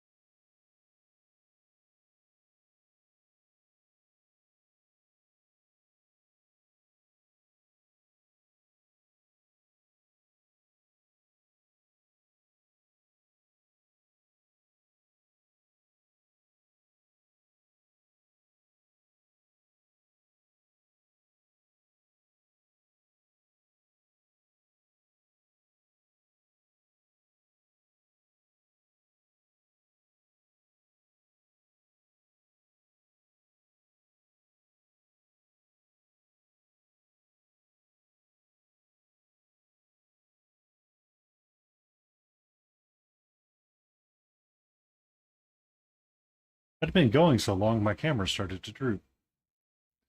I do need to swap that arm out.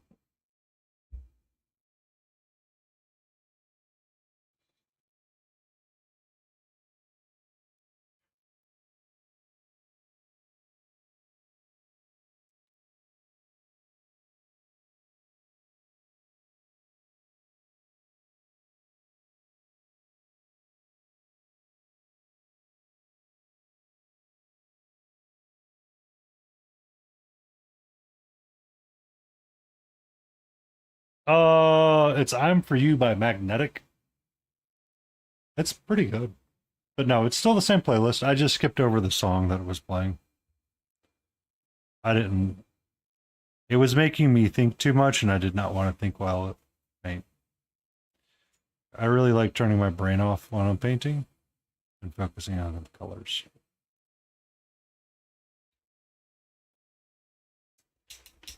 Yeah, so it's still the same idea. I just really don't. I just didn't want to hear that last song.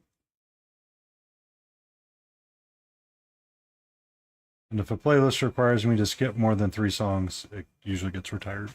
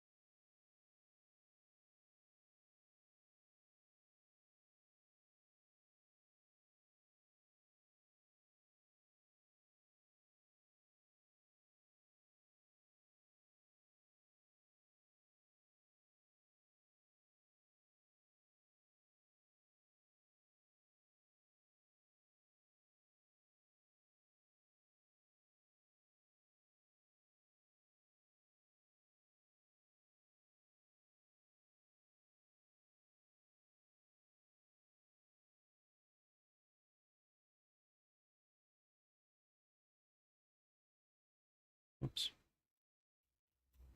There we go. There's that swing. There's that swing.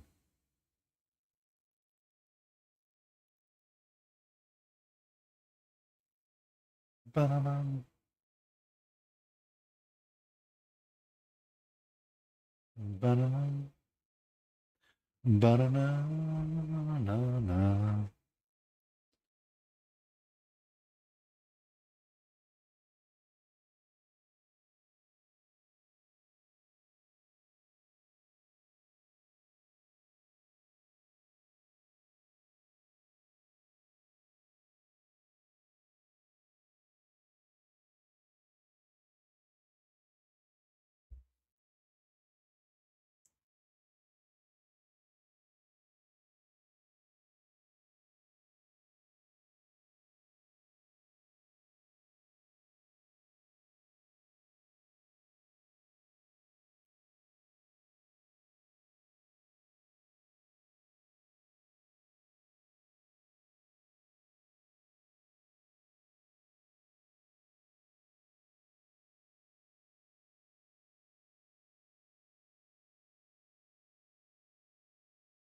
Which one, Jay?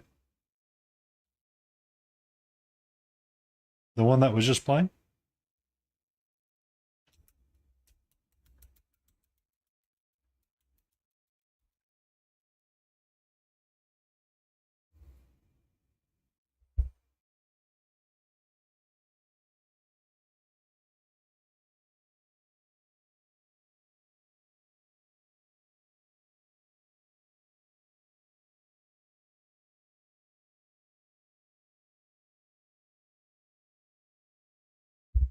That should be what it is. I'm For You by Magnetic.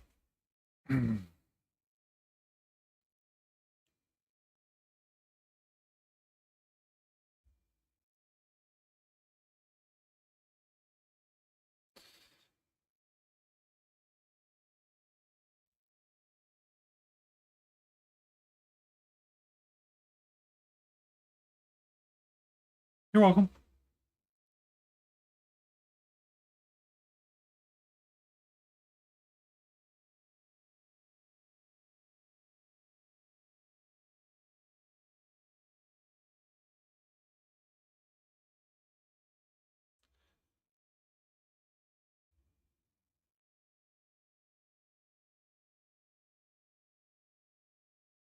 I know.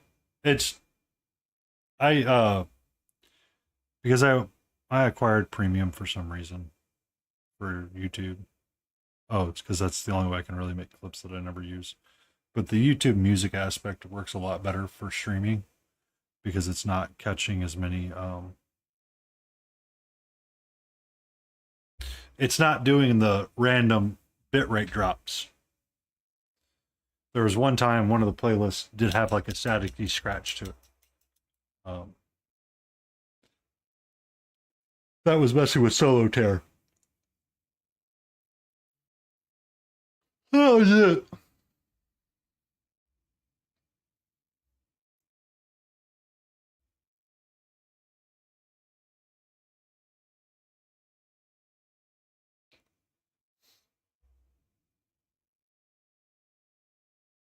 But if I don't use that playlist, then it's usually fine.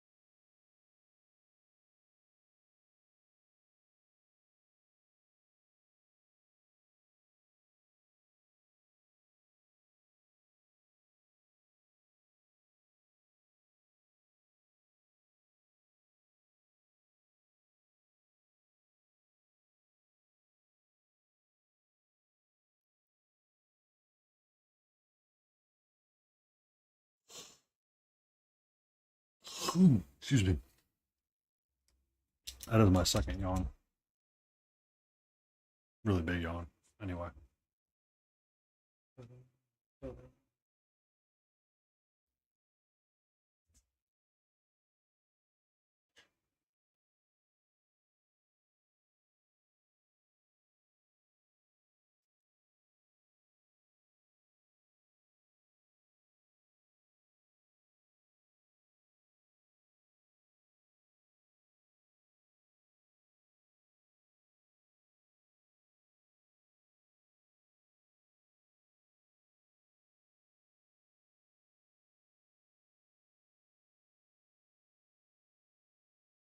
Ba-na-na-na-na.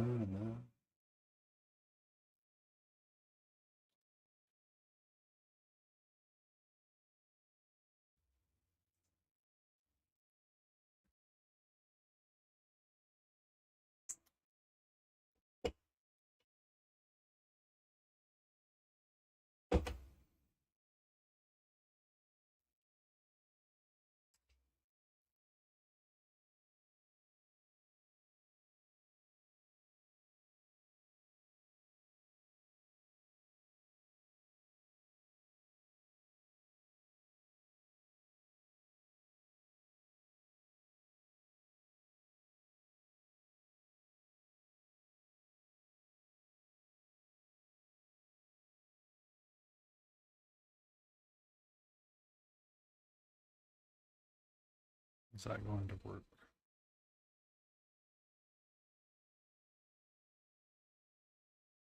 Is it brown for my feather base?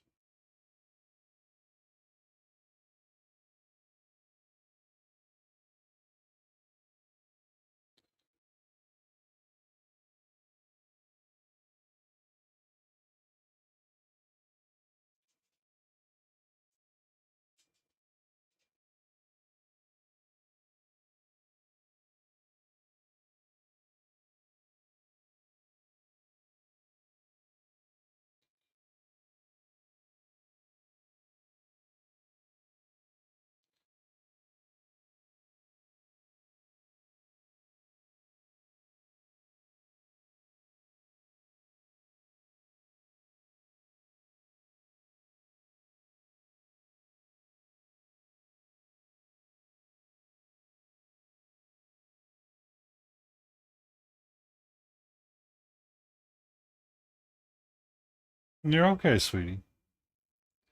You're A-okay.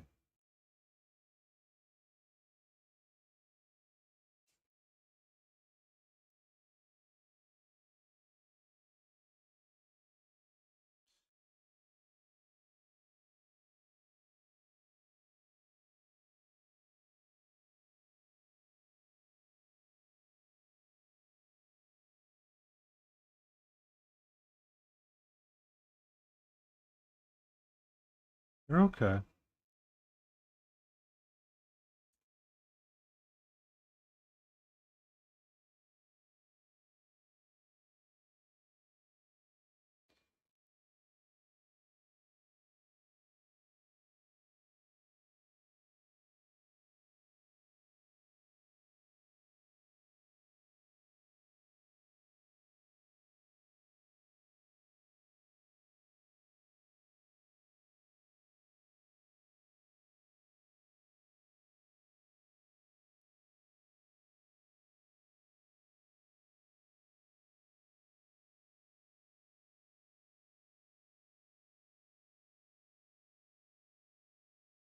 I don't know if that brown's the right brown. Kind of like it.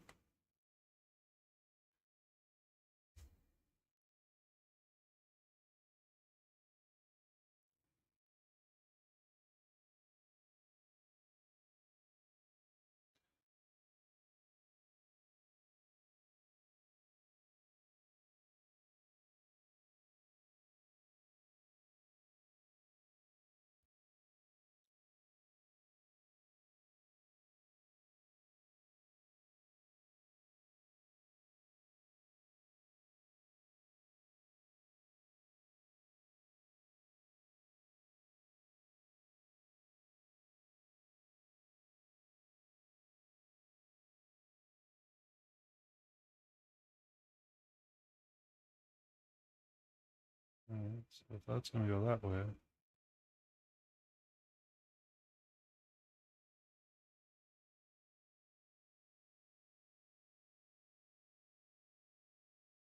Gotta take up this leg a little bit. See if I can balance it out.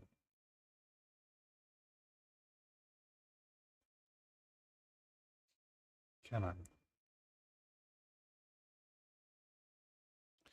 These are the important questions of the evening, yeah?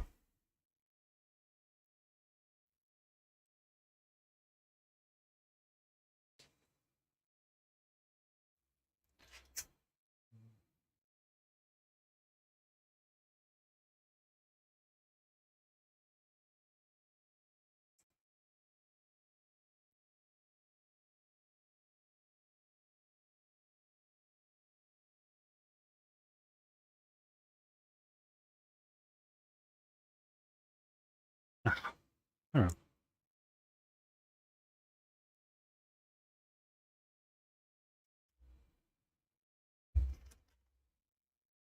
And sorry, your pen got bumped. Emotional damage. Solo tier requests a dad joke. 1 second, Solo.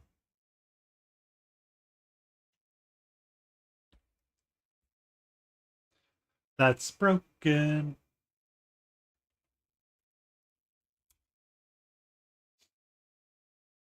Got a new suit recently made out of entirely living plants. I wasn't sure at first, but it's surely grown on me.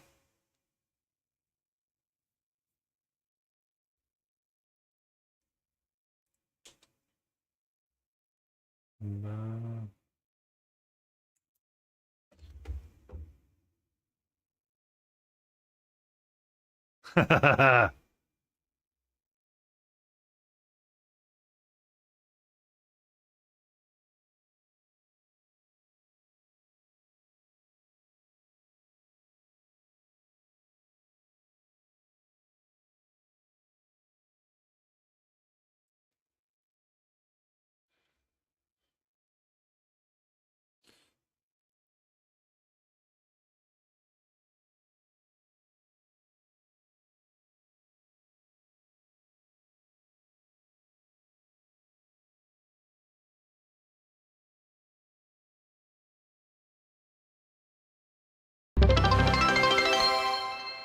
Thank you very much, Short Solo.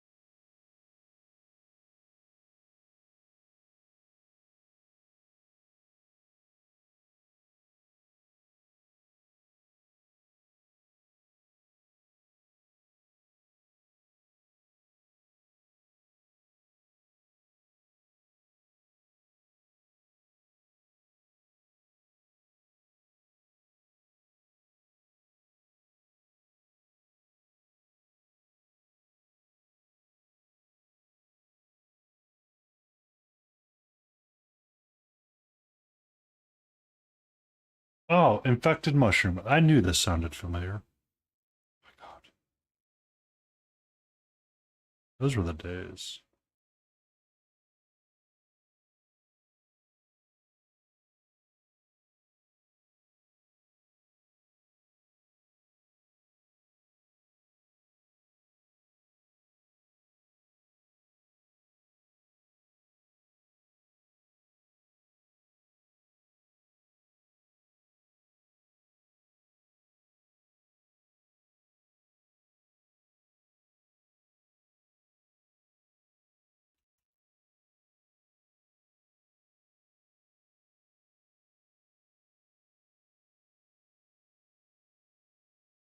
Bum, bum, ba, bum, bum, bum.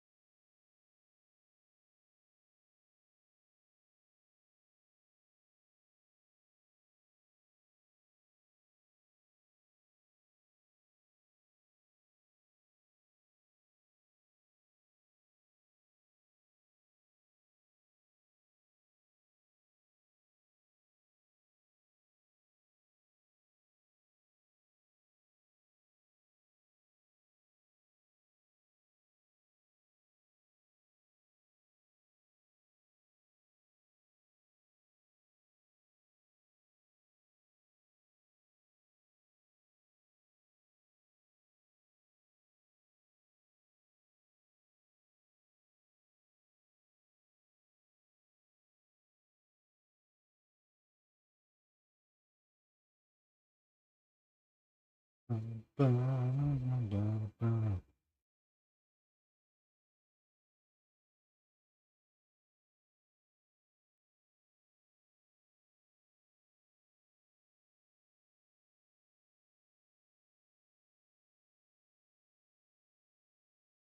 are you thinking, Jay?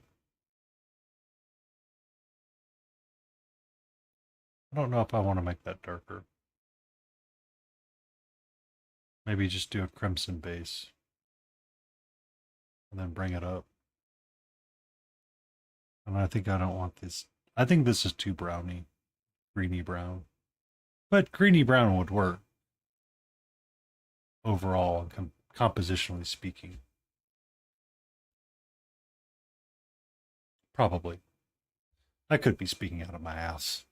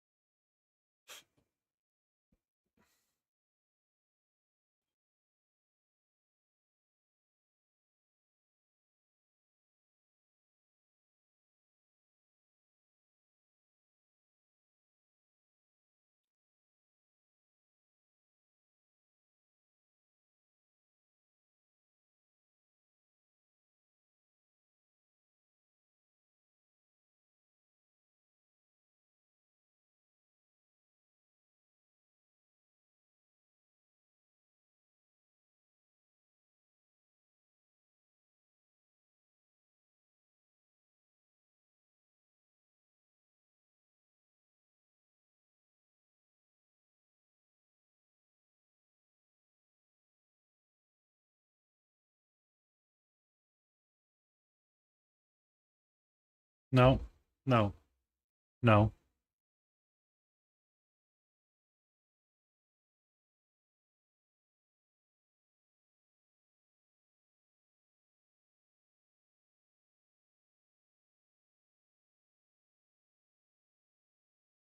No, sweetie, no. I need you to make up your mind where you want to go.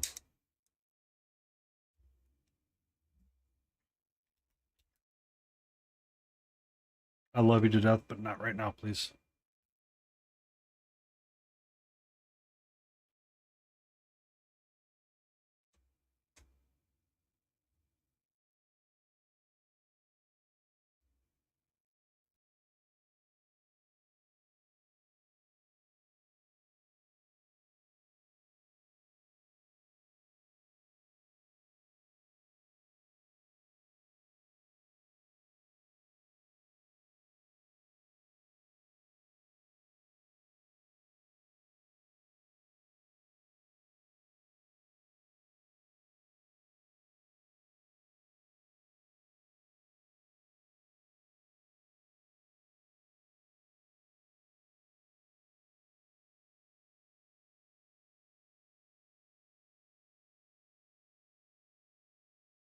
Okay, sweetie.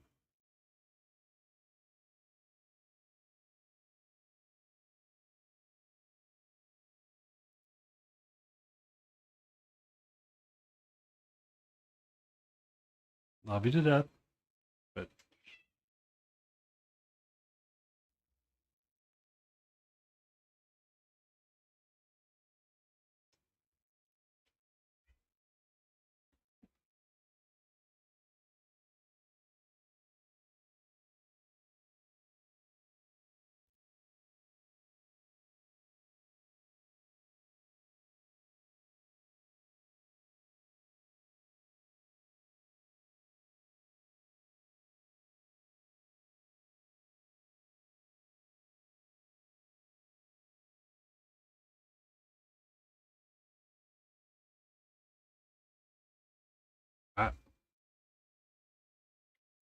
I'm going to put up a raid timer because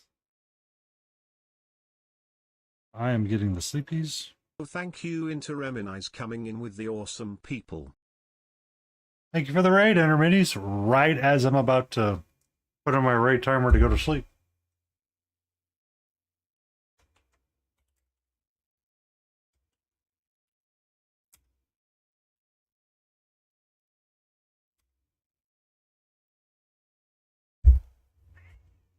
Thank you. What are you working on tonight with Lotus K?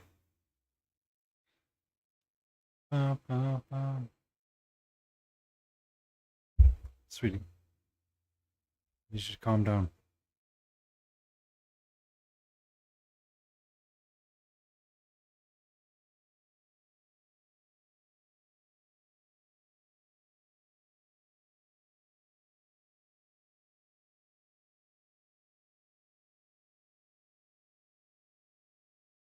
No, no, no.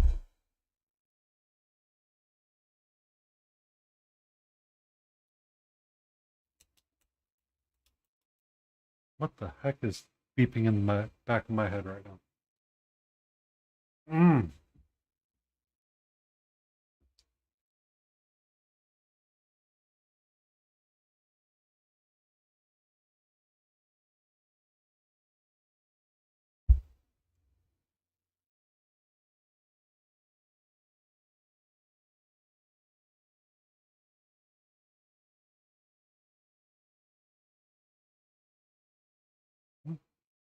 Sounds like fun.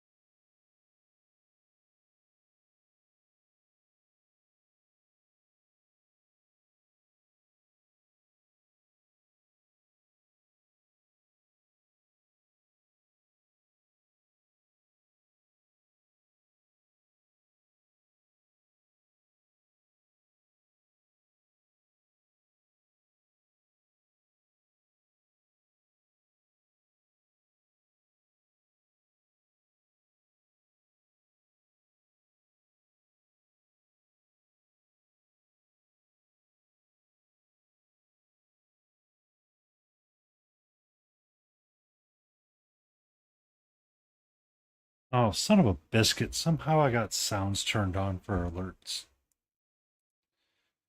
Dang it.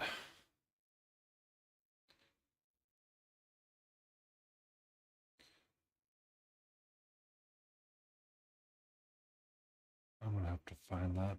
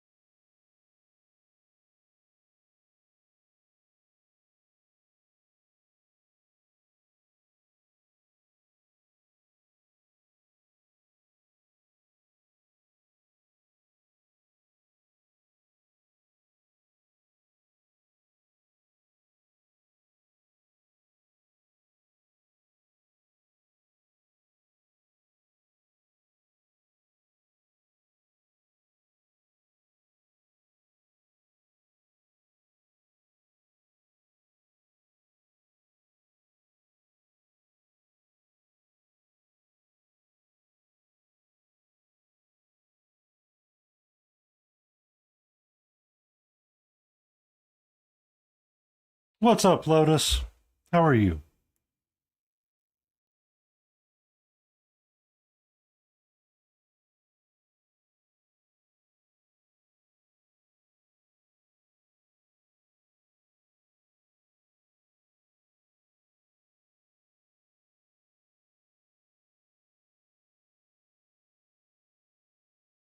Bum, bum, bum.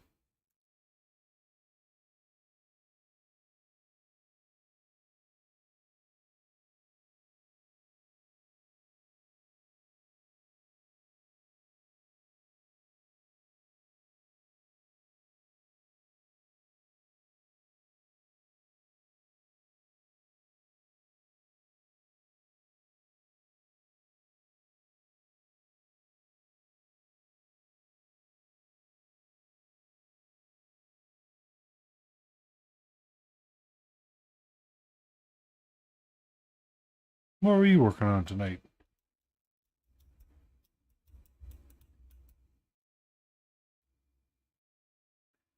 Bum, bum, bum, bum, bum.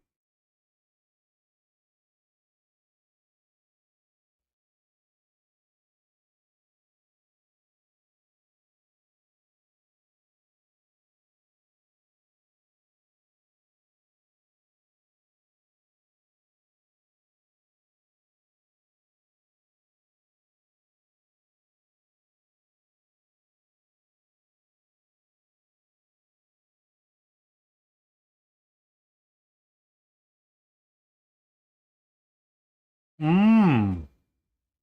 The still. So I read that as the ministering priest, the still. And I was about to go into this tirade about how they were the still priest and nothing moved. Like it was an Elden Ring lore boss or something. Banana, banana.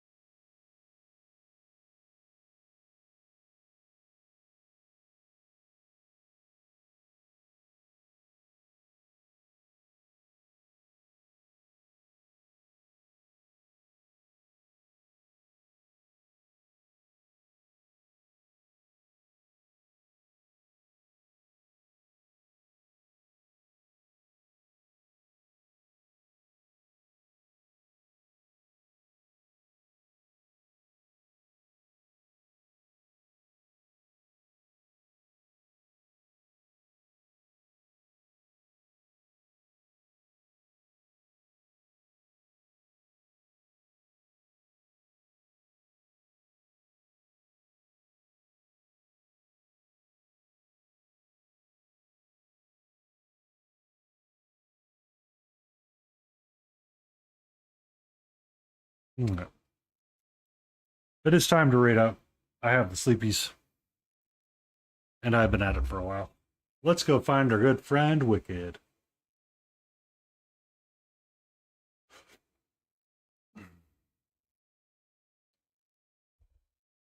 Yes, and I need to find why the chat sounds pop off.